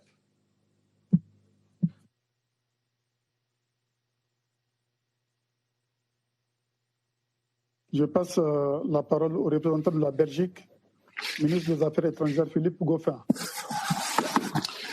Monsieur le Président du Conseil, Monsieur le Secrétaire Général, Monsieur le Président, chers collègues, Monsieur le Président, je vous remercie d'avoir attiré l'attention du Conseil sur la question qui nous occupe aujourd'hui. Au cours des derniers mois, nous avons été témoins de besoins et de défis sans précédent. Les fermetures massives d'écoles qui ont privé les enfants d'espaces d'apprentissage sûrs, les mesures de fermeture ont accru l'exposition des femmes et des enfants à la violence domestique. Les épidémies passées ont démontré le prix à payer pour la baisse de priorité accordée aux services de santé publique. Les campagnes de vaccination sont perturbées et les enfants sont susceptibles de mourir faute d'immunisation régulière. De plus, la méfiance et la désinformation sapent l'efficacité des réponses apportées. Nous assistons à des discours de haine, à la stigmatisation et à des fausses nouvelles qui alimentent la violence contre les civils et les travailleurs de la santé. Les groupes armés profitent des vides laissés par la crise sanitaire pour étendre leur emprise sur les populations. Dans des zones de conflit prolongées, nous voyons des femmes, des hommes, des enfants, des réfugiés, des personnes déplacées à l'intérieur de leur pays qui sont désormais poussées au bord de la famine. La pandémie a mis en lumière les défis à relever dans le monde entier et a aggravé les inégalités, la fragilité et le coût humain des conflits. C'est pourquoi, Monsieur le Président, nous partageons vos préoccupations concernant les implications de la COVID-19 sur presque tous les aspects de notre existence, sur notre coopération mutuelle, sur la gouvernance mondiale. Les défis mondiaux auxquels notre monde est confronté, conflits, pauvreté, changement climatique, catastrophes naturelles et maintenant la Covid-19 nous rappellent brutalement la véritable raison d'être des Nations Unies et la simple et évidente nécessité d'une coopération multilatérale renforcée. Nous soutenons donc pleinement votre leadership, Monsieur le Secrétaire général, votre appel à un cessez-le-feu mondial et les autres initiatives pour faire face aux conséquences de la pandémie de la Covid-19. Nous nous réjouissons des efforts déployés par le système des Nations Unies pour faire face à cette crise sur le terrain et pour mettre en œuvre la résolution 2532. Nous continuons à soutenir l'Organisation mondiale de la santé, l'OMS, dans son rôle de chef de file de la réponse sanitaire globale en toute transparence. Nous appelons à tous les États membres à partager des données de surveillance complètes et précises avec l'OMS afin de garantir l'efficacité de notre réponse collective. Nous soutenons le système humanitaire et OCHA pour leur travail, leurs conseils et sur tout le secteur et les efforts inlassables pour soutenir les plus vulnérables. La Belgique contribue à hauteur de 22 millions d'euros à cette réponse multiforme et a contribué à hauteur de 5 millions d'euros à la coalition pour les innovations en matière de préparation aux épidémies. L'Union européenne et ses États membres n'ont pas ménagé leurs efforts. Dans le cadre du paquet Team Europe, l'Union européenne a mobilisé plus de 36 milliards d'euros pour soutenir les pays partenaires dans la lutte contre la pandémie et son impact. Elle a l'intention de mobiliser jusqu'à 400 millions d'euros pour soutenir le dispositif COVAX de l'OMS qui vise à accélérer le développement de vaccins et à garantir un accès juste et équitable pour chaque pays du monde. En effet, selon vos termes, Monsieur le Secrétaire général, le vaccinationalisme est toxique car personne n'est en sécurité tant que tout le monde n'est pas en sécurité. La solidarité est égale à l'intérêt personnel. Monsieur le Président, chers collègues, notre discussion d'aujourd'hui ne doit pas être éclipsée par des reproches ou par des accusations réciproques. Le monde ne peut aujourd'hui se permettre une fracture géostratégique. Pour lutter contre ces multiples crises, une réponse mondiale et coordonnée est la seule façon d'avancer. Cette réponse doit être fondée sur la confiance et la volonté politique, alimentée par notre respect mutuel des principes et des valeurs de la coopération multilatérale, accélérée par des approches novatrices. Ceci nécessite également du Conseil qui soit future-proof. Nous avons perdu trop de temps en mars et en avril dernier en nous débattant au sujet de méthodes de travail digitales pour que le Conseil puisse faire face aux défis qui se posaient à nous et que nous posait la pandémie. Nous avons mis trop de temps pour trouver un accord sur la résolution 2532. Ce qui vaut pour les méthodes de travail vaut également pour les moyens à la disposition du Conseil pour mettre en œuvre ces décisions, notamment les opérations de maintien de la paix. La Belgique se félicite du fait que la plupart de ces opérations aient fait preuve de beaucoup de flexibilité et d'ingéniosité pour continuer à mener à bien leur mandat malgré toutes les restrictions, notamment physiques, que la Covid-19 leur imposait. Cependant, là aussi, le Conseil devra se pencher sur la question de l'adaptabilité des opérations de maintien de la paix à des futures situations fortement restrictives comme celles que nous connaissons aujourd'hui. Sans quoi, les résolutions du Conseil, voire le poids même du Conseil, risquent de devenir moins conséquentes. Monsieur le Président, chers collègues, nous tous, chaque individu, chaque communauté, chaque pays, chaque gouvernement et chaque composante des Nations Unies devons ensemble tirer les leçons des effets de la pandémie. Il ne fait aucun doute que la Covid-19 a changé le monde et qu'elle modifie de nos modes de vie à nos méthodes de travail. Il ne s'agit pas seulement d'une crise sanitaire ou humanitaire, c'est une crise économique, une crise sécuritaire, une crise sanitaire, une crise de la faim, une crise de protection et une crise des droits humains. Ces défis ne font que démontrer que nous devons faire davantage et le réaliser ensemble. La Belgique se tient prête à assumer ses responsabilités à cette fin. Je vous remercie.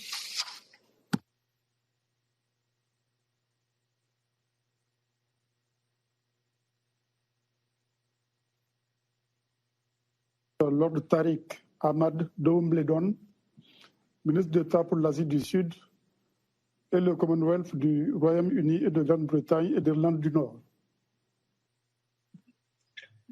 Thank you, President Youssoufou, and thank you to Niger for convening this very important meeting.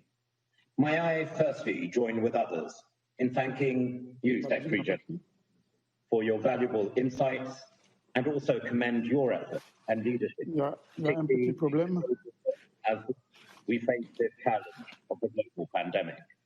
I also wish to thank His Excellency Musa Faki Muhammad for his contribution and the specific focus and insights he brought from across Africa and the response of the African Union. And if I may, Mr. President, I want to start with positives. As we face challenges, we often forget what has truly been achieved. The United Nations system, including, importantly, the World Health Organization, has responded quickly to health, humanitarian, and socio-economic needs, and deployed around the globe to places that are home to some of the world's most vulnerable communities. The World Bank and the International Monetary Fund have adapted their instruments to the macroeconomic challenges posed by the pandemic and worked importantly in partnership with the United Nations. And also the G20 moved swiftly to suspend debt service payments for the world's poorest countries so that nations are supported in their direct efforts to protect lives first and to alleviate economic and financial crises.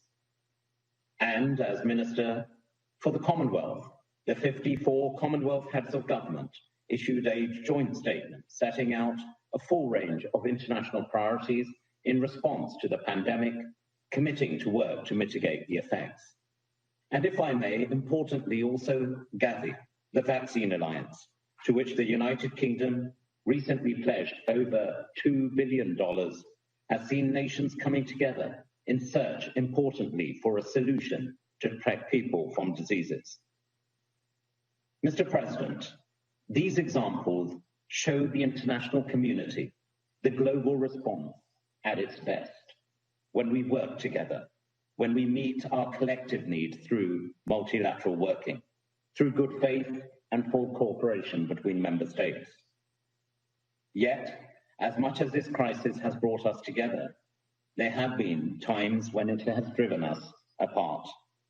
At times, geopolitics have hampered cooperation and hindered our agility. The pandemic has tested the international system like never before. It is therefore in our collective interest to ensure the multilateral system doesn't just emerge from this crisis, but as it emerges from the COVID-19 pandemic, it is stronger, more together to cope with the challenges in the future. You are the only participant.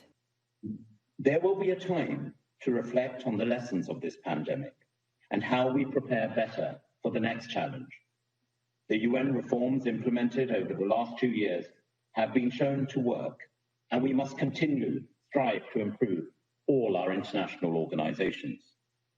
But, Mr. President, now is not the moment to reject international institutions. Those principles that emerged from one of the darkest periods of human history, as the Secretary General reminded us, are needed again to bring us out of the lockdown and back into the light. Preventing the indirect effects of this pandemic may prove harder still, with implications for international peace and security. We know, for instance, that hundreds of millions of people around the world face food insecurity, and sadly, this will get worse. Therefore, global cooperation is both critical and necessary to avoid catastrophe. And that is why the United Kingdom has made a call to action to prevent famine, with $150 million of new funding on top of the $1 billion we have already contributed to the international response. We have also appointed a new special envoy on famine prevention, Nick Dyer, and we urge all member states to support our collective efforts.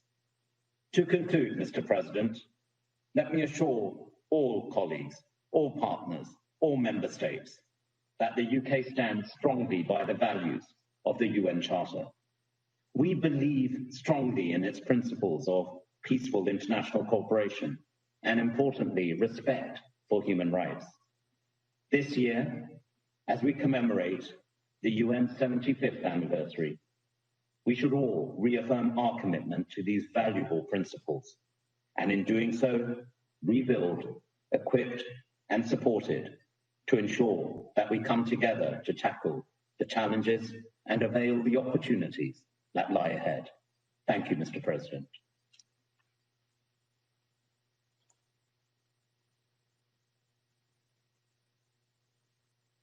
Déclaration. Je passe maintenant la parole au ministre allemand des Affaires étrangères, M. Niels Annen. Mr. President, Your Excellency President Youssoufou, I thank you for convening today's open debate on post-COVID global governance and for providing us with an opportunity to build on discussions in the past month, including during the German presidency of the Security Council. And I also would like to thank the Secretary General, His Excellency Antonio Guterres, and the chairperson of the African Union for their insightful briefings. Mr. President, we are at a critical moment for the rules-based multilateral order. We need to refocus on the positive potential of cooperation instead of putting our own countries first. If one of us fails, we all fail. We need to cooperate across our regions and continents if we want to successfully fight today's problems. So in order to mitigate and prevent the heavy impact of global crises, such as COVID-19, strong institutions and multilateral corporations are needed. We need to fill these institutions with life. Reform is an important aspect of these efforts. The UN's founding principles need to be upheld, such as the Charter's call on all members of the organization to refrain from the threat of use of force against the territorial integrity or political independence of any state. Many of the Charter's principles are timeless. At the same time, we must not be complacent. We need to be innovative so that our institutions are capable of tackling today's challenges. The Security Council has a central role to play in bringing to life the value of international cooperation. The Charter endows the Council, as we all know, with special stature, powers, and responsibilities. Its functioning is essential not just for its own, but for the UN's overall reputation. The Council has lost trust because it could not find clear words on a joint approach to COVID-19 over months. And until today, progress has been insufficient in implementing Resolution 2532. Excellencies, dear friends, let me be very clear. When the Council is exclusively seen as a gallery for the great powers, we all lose. It is up to us all, permanent members and elected members alike, to keep the Security Council relevant and functional. It has become glaringly obvious the Council needs to be reformed. Only then can we ensure the authority and the legitimacy of the Council. Mr. President, the World Health Organization has been mentioned. It is a central coordinating element of the multilateral system. Comprehensive global health protection, including pandemic preparedness and response, is only possible if the WHO is strengthened in a sustainable manner. We should see the COVID-19 pandemic as an opportunity to address existing challenges for the World Health Organization in general, in the era of health protection in particular. At the moment, our expectation exceeds the WHO's capacities. Mr. President, innovation is also needed when it comes to dealing with emerging threats to international peace and security. We must do more on crisis prevention and on how to address catalysts of conflict such as human rights violation, the effects of climate change, and also threats to global health.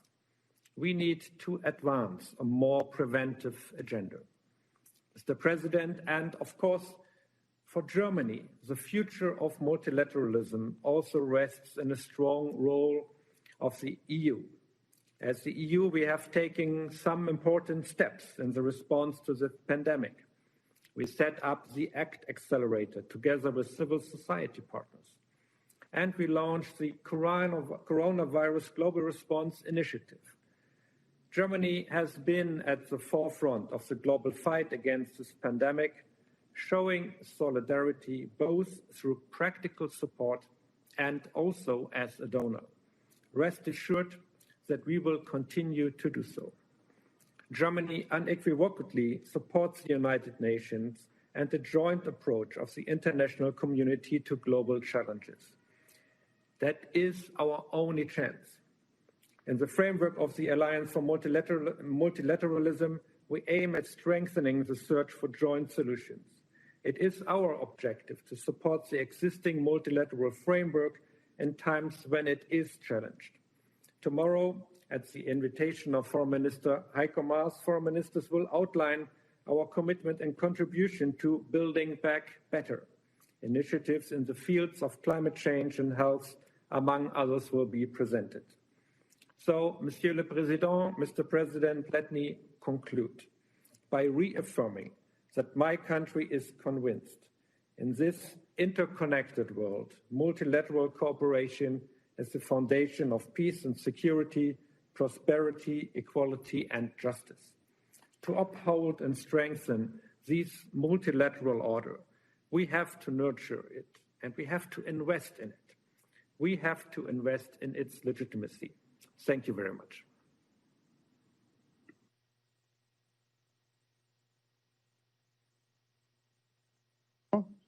Je donne maintenant la parole à son Excellence, Monsieur Mahendra Sirgar, vice-ministre indonésien des Affaires étrangères.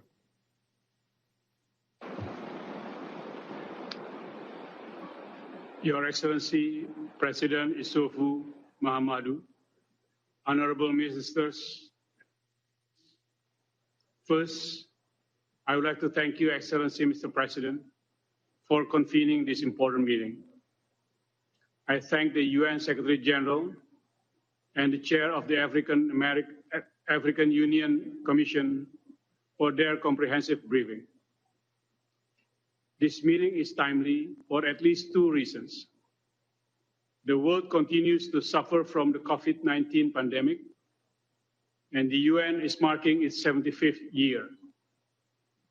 As the Secretary General highlighted in the previous debate of the Security Council, COVID-19 impacts our lives in profound ways. The pandemic may prolong existing conflicts and risk creating new ones, perpetuate poor humanitarian conditions and insecurities, create economic and social distress, thus triggering relapse to conflict. In a broader geopolitical reality, we can also see worrying trends such as escalating political rivalries that at times seem to paralyze international institutions, and emerging powers asserting their leadership in regional contexts. Against this backdrop, I would like to reiterate 3 points. First, the role of the Security Council. The UN has, since the outbreak of the pandemic, utilized all tools in its disposal to respond to it.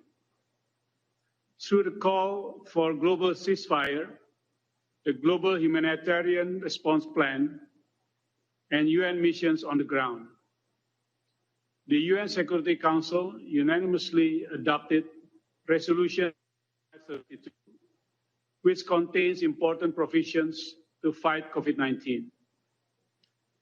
Moving forward, the Council should continue to play an important role, continue to monitor ceasefire commitments, support the efforts by UN missions on the ground in assisting host countries, ensure delivery of humanitarian assistance, and, along with other bodies, including the Peacebuilding Commission, ensure that peacebuilding progress is not reversed. Second, beyond this role, the Security Council must respond to potential changes in the security environment in the aftermath of the pandemic. The COVID-19 pandemic has shifted the world's preoccupation with security threats to existential. The UN system, including the Security Council, must rise to this task.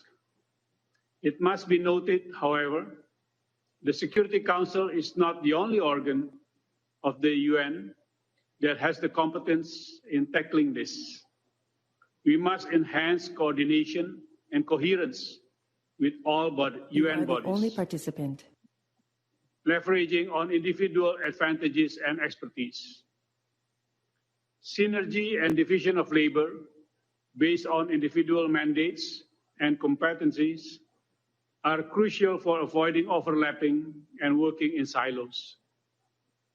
We must ensure that the Security Council remains responsive, adaptable, and action-oriented. Third, the pandemic is likely to accelerate the fragmentation and recomposition of the global world order. While urgent and coordinated international response is needed more than ever, unfortunately, power frictions may reinforce the factors that render many UN bodies dysfunctional. This may result in further erosion of trust in global institutions. Some even may argue for total overhaul of the principles and commitments to the global governance system. Yet, currently there is no alternative structure to better coordinate global response to the pandemic or other global calamities. Thus, a more realistic approach will be to explore room for improvements. To this end, Indonesia is of the view that it is important for the UN to remain fit for purpose, enhance its relevance. This means, inter alia, better representation to ensure inclusiveness, enhance effectiveness, transparency, and accountability. The UN system must also deliver results beyond rhetoric. In the short term, focus must be given to facilitating access to affordable vaccine and treatment. In the longer term, we must develop a long-term comprehensive strategy to recovery and resilience. It should also continue anticipating an unpredictable future. This requires a far-sighted leadership, adaptability, and a strong early warning capacity. Lastly, Mr. President, the current COVID-19 pandemic serves a stern reminder that the future demands far better international cooperation, stronger collective leadership, and more decisive actions. It exposes the shortcomings of the multilateral system and at the same time shows what we all can do to overcome those weaknesses. Thus, the post-COVID-19 global governance that we wish to see is one in which everyone works together with a renewed sense of global solidarity, unity, and responsibility for the benefit of all. I thank you.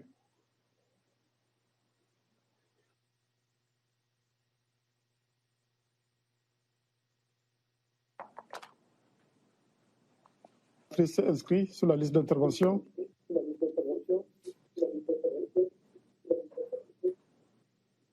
Je ne me trompe pas, les États-Unis souhaitent la parole. Oui, c'est les États-Unis suivants. La République dominicaine? Oui. Non, c'est les donc États-Unis. je passe la parole au représentant des États-Unis. Thank you, Secretary General Guterres and President Issoufou, for hosting this important conversation. You know, shame on each of you. I am astonished and I'm disgusted by the content of today's discussion. I'm actually really quite ashamed of this council. Members of the council who took this opportunity to focus on political grudges rather than the critical issue at hand, my goodness. Moreover, I'm disappointed on behalf of the people you are trying to reach. by squandering this opportunity for political purposes. President Trump has made it very clear we will do whatever is right, even if it's unpopular, because let me tell you what, this is not a popularity contest. That said, I intend to make my remarks today responsible and responsive to the content of the topic at hand today. COVID-19 remains a threat to the daily lives and the livelihoods of billions around the world. And every life lost, every family harmed, every school closed, every business shuttered is a reason for sorrow. We, as a global community, must continue the battle and keep our sights focused keenly on the return of better days. The United States has been unrelenting in its efforts to combat COVID-19, both at home and abroad.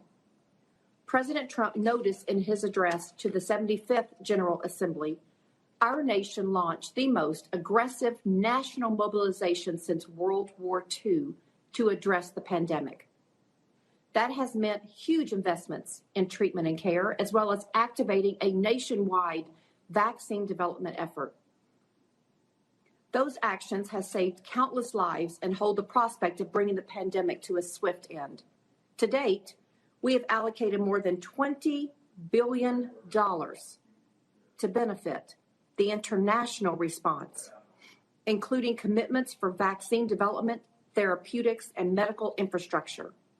This funding, provided by generous American taxpayers, is saving lives in more than 120 countries around the world. In addition, we are actively supporting the Secretary General's call to resource the UN response.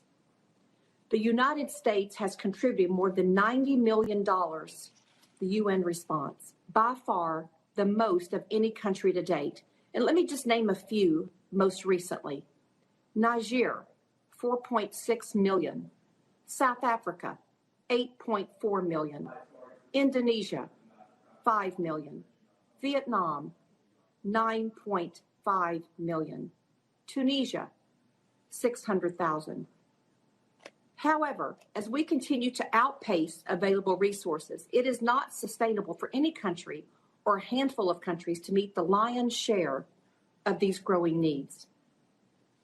The Trump administration will continue to catalyze the international response to this pandemic, and we encourage others to join us by devoting greater resources to common objectives.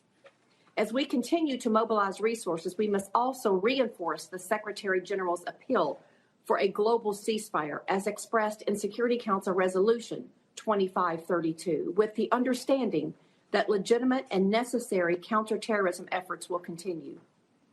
Faithfully implemented, ceasefires would provide a necessary respite for women, children, and men on the front lines of violence and conflict, and thus particularly vulnerable to the virus. Unfortunately, early signs of compliance in conflict zones have begun to slip, and many countries are actually now experiencing an escalation of violence. We condemn in the strongest possible terms terrorist organizations who have taken advantage of this difficult situation to escalate fighting and violence. And we call upon state sponsors of terror, most notably the Islamic Republic of Iran, to finally and completely cease funding and arming terrorists around the world.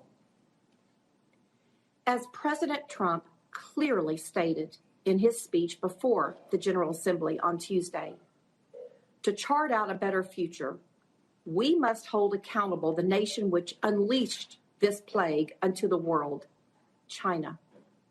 The Chinese Communist Party's decision to hide the origins of this virus, minimize its danger, and suppress scientific cooperation transformed a local epidemic into a global pandemic.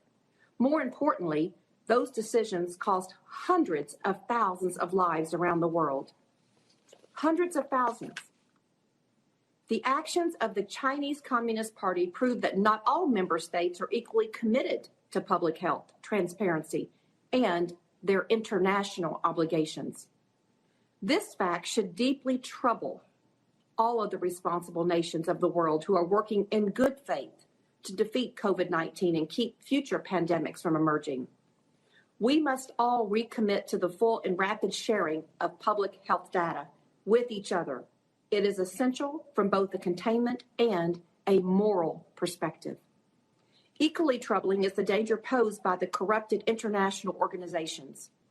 The World Health Organization was for many years considered a center of science over politics, data over bias. That is why the United States was always the single largest funder.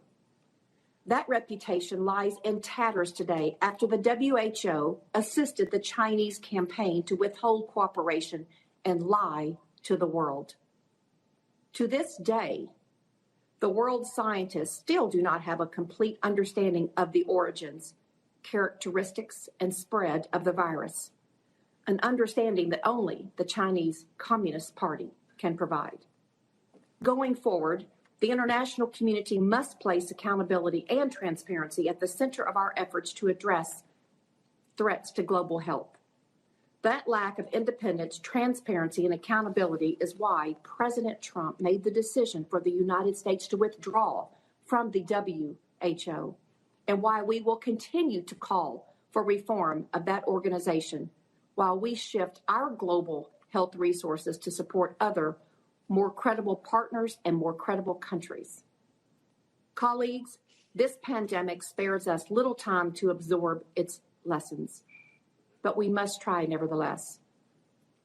The impacts of COVID-19 have been felt by us all and must be a source of unity, not division. Each of us must commit to work together in transparency and in good faith.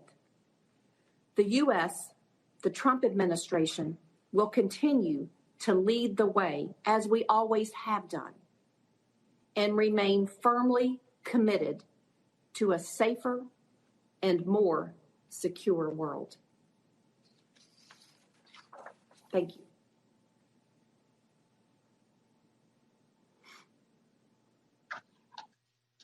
La parole au représentant de la République dominicaine. Agradezco al secretario general Antonio Guterres y al presidente de la Comisión de la Unión Africana, Mr. Mahamat, por sus exhaustivas presentaciones. Mientras conmemoramos el 75º aniversario de la ONU, reflexionamos sobre los complejos desafíos que enfrenta el mundo, incluyendo la mayor crisis desde el establecimiento de esta organización en 1945. La pandemia de COVID-19 es una amenaza para la paz y la seguridad internacionales. Relativamente ha detenido el mundo y profundizado la inestabilidad social y económica, amenazando con exacerbar o crear nuevos conflictos y logros en materia de desarrollo y consolidación de la paz que se han conseguido con tanto esfuerzo y también infundiendo el miedo. Las secuelas de la pandemia han hecho más visibles los obstáculos a la acción colectiva en situaciones de conflicto, a través de una serie de desafíos globales como el cambio climático y la hambruna, y ha hecho más evidente las fallas estructurales en el sistema de gobernanza global. Los costos de la inacción han sido alarmantes. Este Consejo debe servir como garante fundamental de la estabilidad mundial. Esta crisis exige una unidad más fuerte para respaldar los llamamientos de la Resolución 2532 con acciones concretas, al tiempo que priorice la salud mundial. Por lo tanto, la realización de este debate es muy oportuna y agradecemos a Níger y al presidente Mahamadou por su liderazgo. Señor presidente, para responder a la pandemia y sus consecuencias, se requiere un multilateralismo eficaz e inclusivo. Por tanto, es fundamental una respuesta coordinada, global y centrada en las personas, basada en la solidaridad, prestando especial atención a los más vulnerables y marginados. No hacerlo sería un obstáculo a los intentos de mitigar la pandemia. En este sentido, felicitamos al secretario general y a la Organización Mundial de la Salud por sus esfuerzos en la coordinación de una respuesta global y reafirmamos el apoyo de la República Dominicana en este sentido. Lograr un equilibrio estable entre el crecimiento económico y el bienestar social requiere liderazgo colectivo y a múltiples niveles. Los gobiernos, las organizaciones regionales, las instituciones internacionales y la sociedad civil deben actuar con un espíritu de cooperación, impulsando por un enfoque coherente e integrado. Esto incluye la cooperación sur-sur y triangular y a trabajar a través del nexo humanitario desarrollo-paz.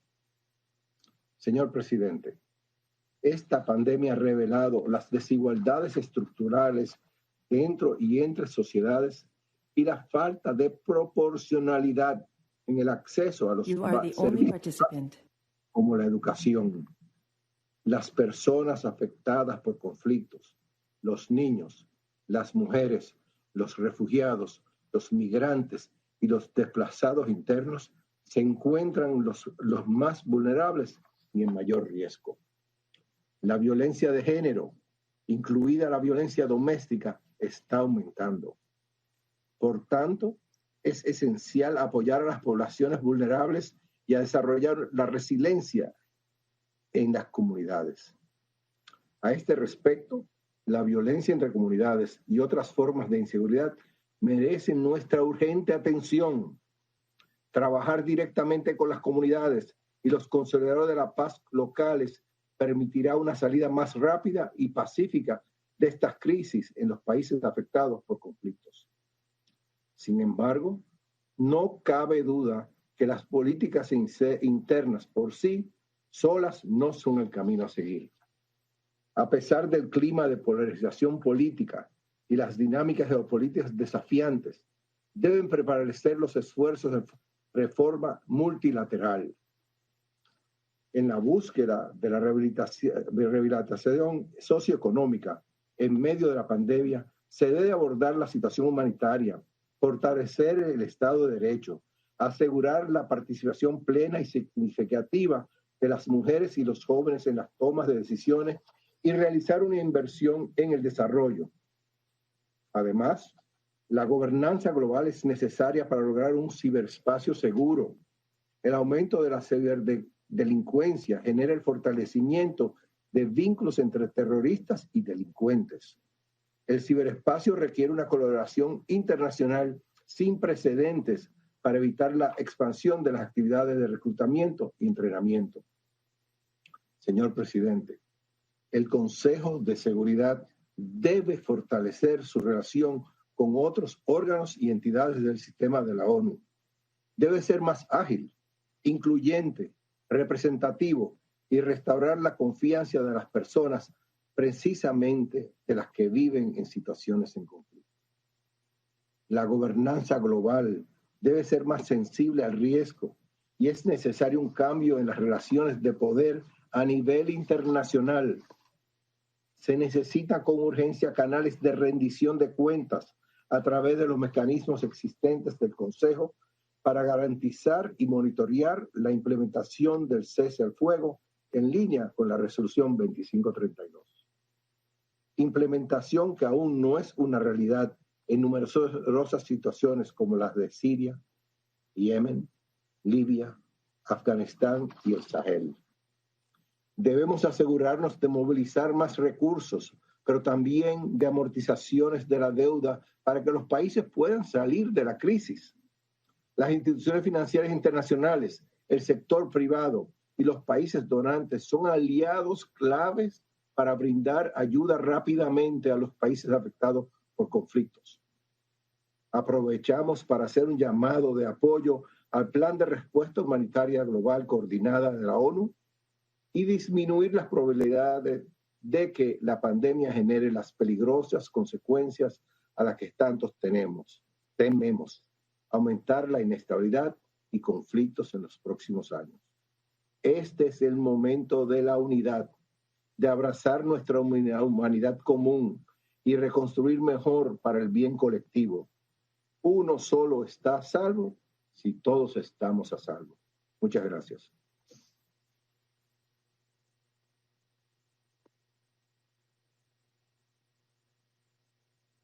est épuisé. Donc, je voudrais vous remercier tous à nouveau. En particulier, je remercie le secrétaire général pour sa patience et pour être resté jusqu'à la fin de ces échanges. Non. Par conséquent, nous allons lever la séance. Non, Monsieur le Président. Je vous remercie, la séance est levée. Monsieur le Président, sauf oui, il y a une intervention. Monsieur le Président. Ah oui, il y a la Chine qui souhaite réagir. Oui, la Chine. La Chine et après la Russie. Ils sont demandés la parole. Merci. Oui, le représentant de la Chine.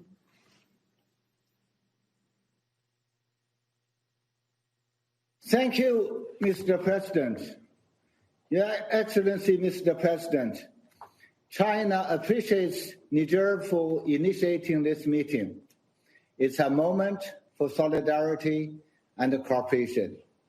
Just now in their statements, the vast majority of Council members called for upholding multilateralism and strengthening solidarity and cooperation.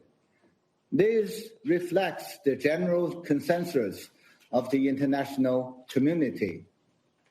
Regrettably, we once again heard noises from the United States that are so at odds with the atmosphere of the meeting.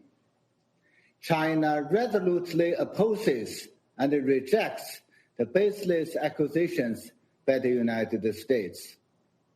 For quite a while, some U.S. politicians have been obsessed with attacking other countries and UN bodies, abusing the platform of the United Nations and its Security Council. The United States has been spreading political virus and disinformation and creating confrontation and division. Such practice cannot defeat the virus. On the contrary, it has seriously disrupted the joint efforts of the international community to fight the pandemic. I must say, enough is enough. You have created enough troubles for the world already. China was the first to be hit by COVID-19. The timeline of China's response is clear. Under the leadership of the Communist Party of China, the Chinese people have united together in the fight against the virus. China's great efforts and sacrifice are clear to all. China's contribution to the global battle against the pandemic is also well recognized. The United States should understand that its failure in handling COVID-19 is totally its own fault. The U.S. has nearly 7 million confirmed cases and over 200,000 deaths by now. With the most advanced medical technologies and system in the world, why the U.S. has turned out to have the most confirmed cases and fatalities. Many countries which were hit by the pandemic around the same time have already contained the virus, and then why the U.S. has failed to do so. According to the official data of the U.S., its minority groups register a higher rate disproportionate with their population of infection and fatality. And then why? What's the fundamental cause? Before pointing fingers at others, perhaps the U.S. politicians need to give honest answers to these questions. If someone should be held accountable, it should be a few U.S. politicians themselves. The U.S. should understand that blaming others will not solve its own problems. All countries have their problems along the way of development. And these problems should first and foremost be solved through one's own efforts. By shifting responsibilities, by lying, cheating, stealing, one will not solve any problem, but only drift further down the wrong direction. The U.S. is now standing against the international community and completely isolated. It's time to wake up. What the US needs to do is to stop the political manipulation, stop labeling or politicizing the virus, focus on combating the virus at home, and support the United Nations and the WHO in playing their roles. The United States should understand that a major power should behave like a major power. When the world is facing many daunting challenges, major countries should shoulder special responsibilities. The US always portrays itself as a force for good and evolves to play a leading role in global affairs. China, like many other countries, welcomes such efforts of the United States to make constructive contributions to world peace and the progress of humanity. This being said, to be a good leader, one must lead by example. It should be a model in following international law and fulfilling international obligations. It should take up the responsibilities rather than pursuing exceptionalism, withdrawing from international institutions and treaties at will, and disassociating itself from global governance. To be a good leader, one must promote international cooperation. It should respect and unite all, and value good faith and equality, rather than forcefully imposing sanctions, creating division and confrontation, bullying others, and leading the world to conflicts or even wars. To be a good leader, one must make tangible contributions to humanity. It should promote cooperation against the global challenges, provide more global public goods, adopt a people-centered approach, and lead the world towards a better future, rather than always putting its self-interests first, seeking monopoly, or even using national power to curb the development and the technology progress of other countries.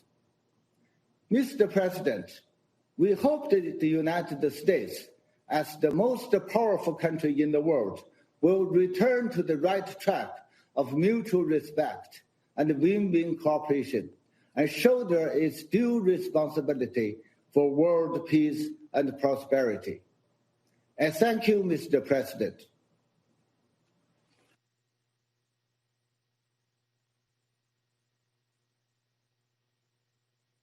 Monsieur le Président, on ne vous entend pas. Vous m'entendez? C'est très faible.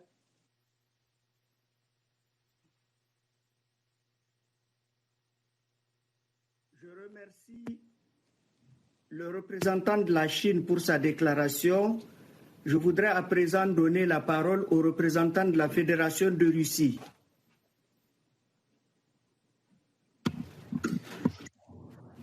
Благодарю вас, господин председатель. Господин председатель, мы сожалеем, что представитель Соединенных Штатов выбрал это заседание, площадку Совета Безопасности, для безосновательных обвинений в адрес одного из членов Совета Безопасности, а заодно и всего Совета в целом. Откровенно говоря, мы не поняли, в чем суть и пафос этих обвинений. Для того, чтобы выразить свое отношение к этому, я бы хотел процитировать небольшие отрывки из выступления министра иностранных дел Лаврова, которое он сделал сегодня, которые как раз и являются ответом на безосновательные обвинения Соединенных Штатов. Цитирую.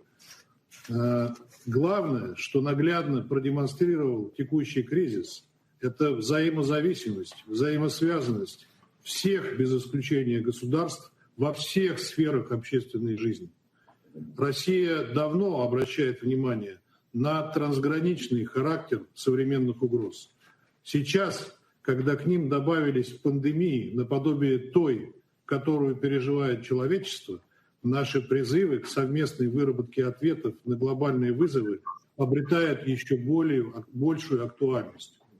И сегодня постоянный представитель Соединенных Штатов говорила о том, что нам нужно единство, а не разделение. Unity, not division. С этим трудно не согласиться. Но, к сожалению, суть выступления, ее форма и тон этого выступления не соответствовали этому призыву. Продолжаю цитату. События этого года показали, что никто не может просто так отгородиться от подобных угроз. Коронавирусная инфекция затронула всех и каждого. Это значит, что и преодолевать ее последствия необходимо сообща, отодвинув в сторону конъюнктурные разногласия. К сожалению, общая беда не сгладила межгосударственные противоречия, а напротив, усугубила многие из них. Обнажились те самые кризисные моменты, которые мы наблюдали в международных отношениях ранее. В целом ряде стран возник соблазн искать за рубежом виновных в собственных внутренних проблемах. Налицо попытки отдельных государств использовать текущую ситуацию для продвижения узкокорыстных, сиюминутных интересов, сведения счетов с неугодными правительствами или геополитическими конкурентами. В данной связи считаем абсолютно несправедливыми участившиеся нападки на систему ООН и ее специализированные учреждения. Это прежде всего относится к Всемирной организации здравоохранения. По оценке подавляющего большинства стран, на всех этапах кризиса ВОЗ действовала профессионально, своевременно, предпринимала эффективные упреждающие шаги в тесном контакте со всеми государствами. Благодарю вас, господин председатель. Je remercie le représentant de la Fédération de Russie pour sa déclaration. Je souhaiterais à présent donner la parole au représentant de l'Indonésie. Gianni, vous avez la parole. Mr. President, thank you very much, Abari. I just wanted to take the floor again, once again to extend our appreciation to Niger for convening this important meeting. And I just would like to add, in addition to the statement that was made by the Indonesian Vice Minister, and in light of the discussion, to draw the attention of all Council members to recall our President Joko Widodo's statement that was delivered on the 22nd of September, on the first day of the General Assembly. And this is in the midst of the COVID-19 pandemic. I just would like to quote what President Joko Widodo stated in that particular moment, and I quote, "A healthy world, a productive world needs to be our priority. All of this will only be achieved if all of us continue to work together, and work together. Let us all solidify our commitment and consistently carry out our commitment to work together." So I unquote. Thank you so much, Abari. Je remercie le représentant de l'Indonésie pour sa déclaration. Il n'y a plus d'orateurs ou d'oratrices inscrits sur la liste. Avant de lever la séance, je remercie au nom du Conseil Monsieur le Secrétaire général des Nations Unies et Monsieur le Président de la Commission de l'Union africaine pour leur participation à nos travaux d'aujourd'hui. La séance est levée.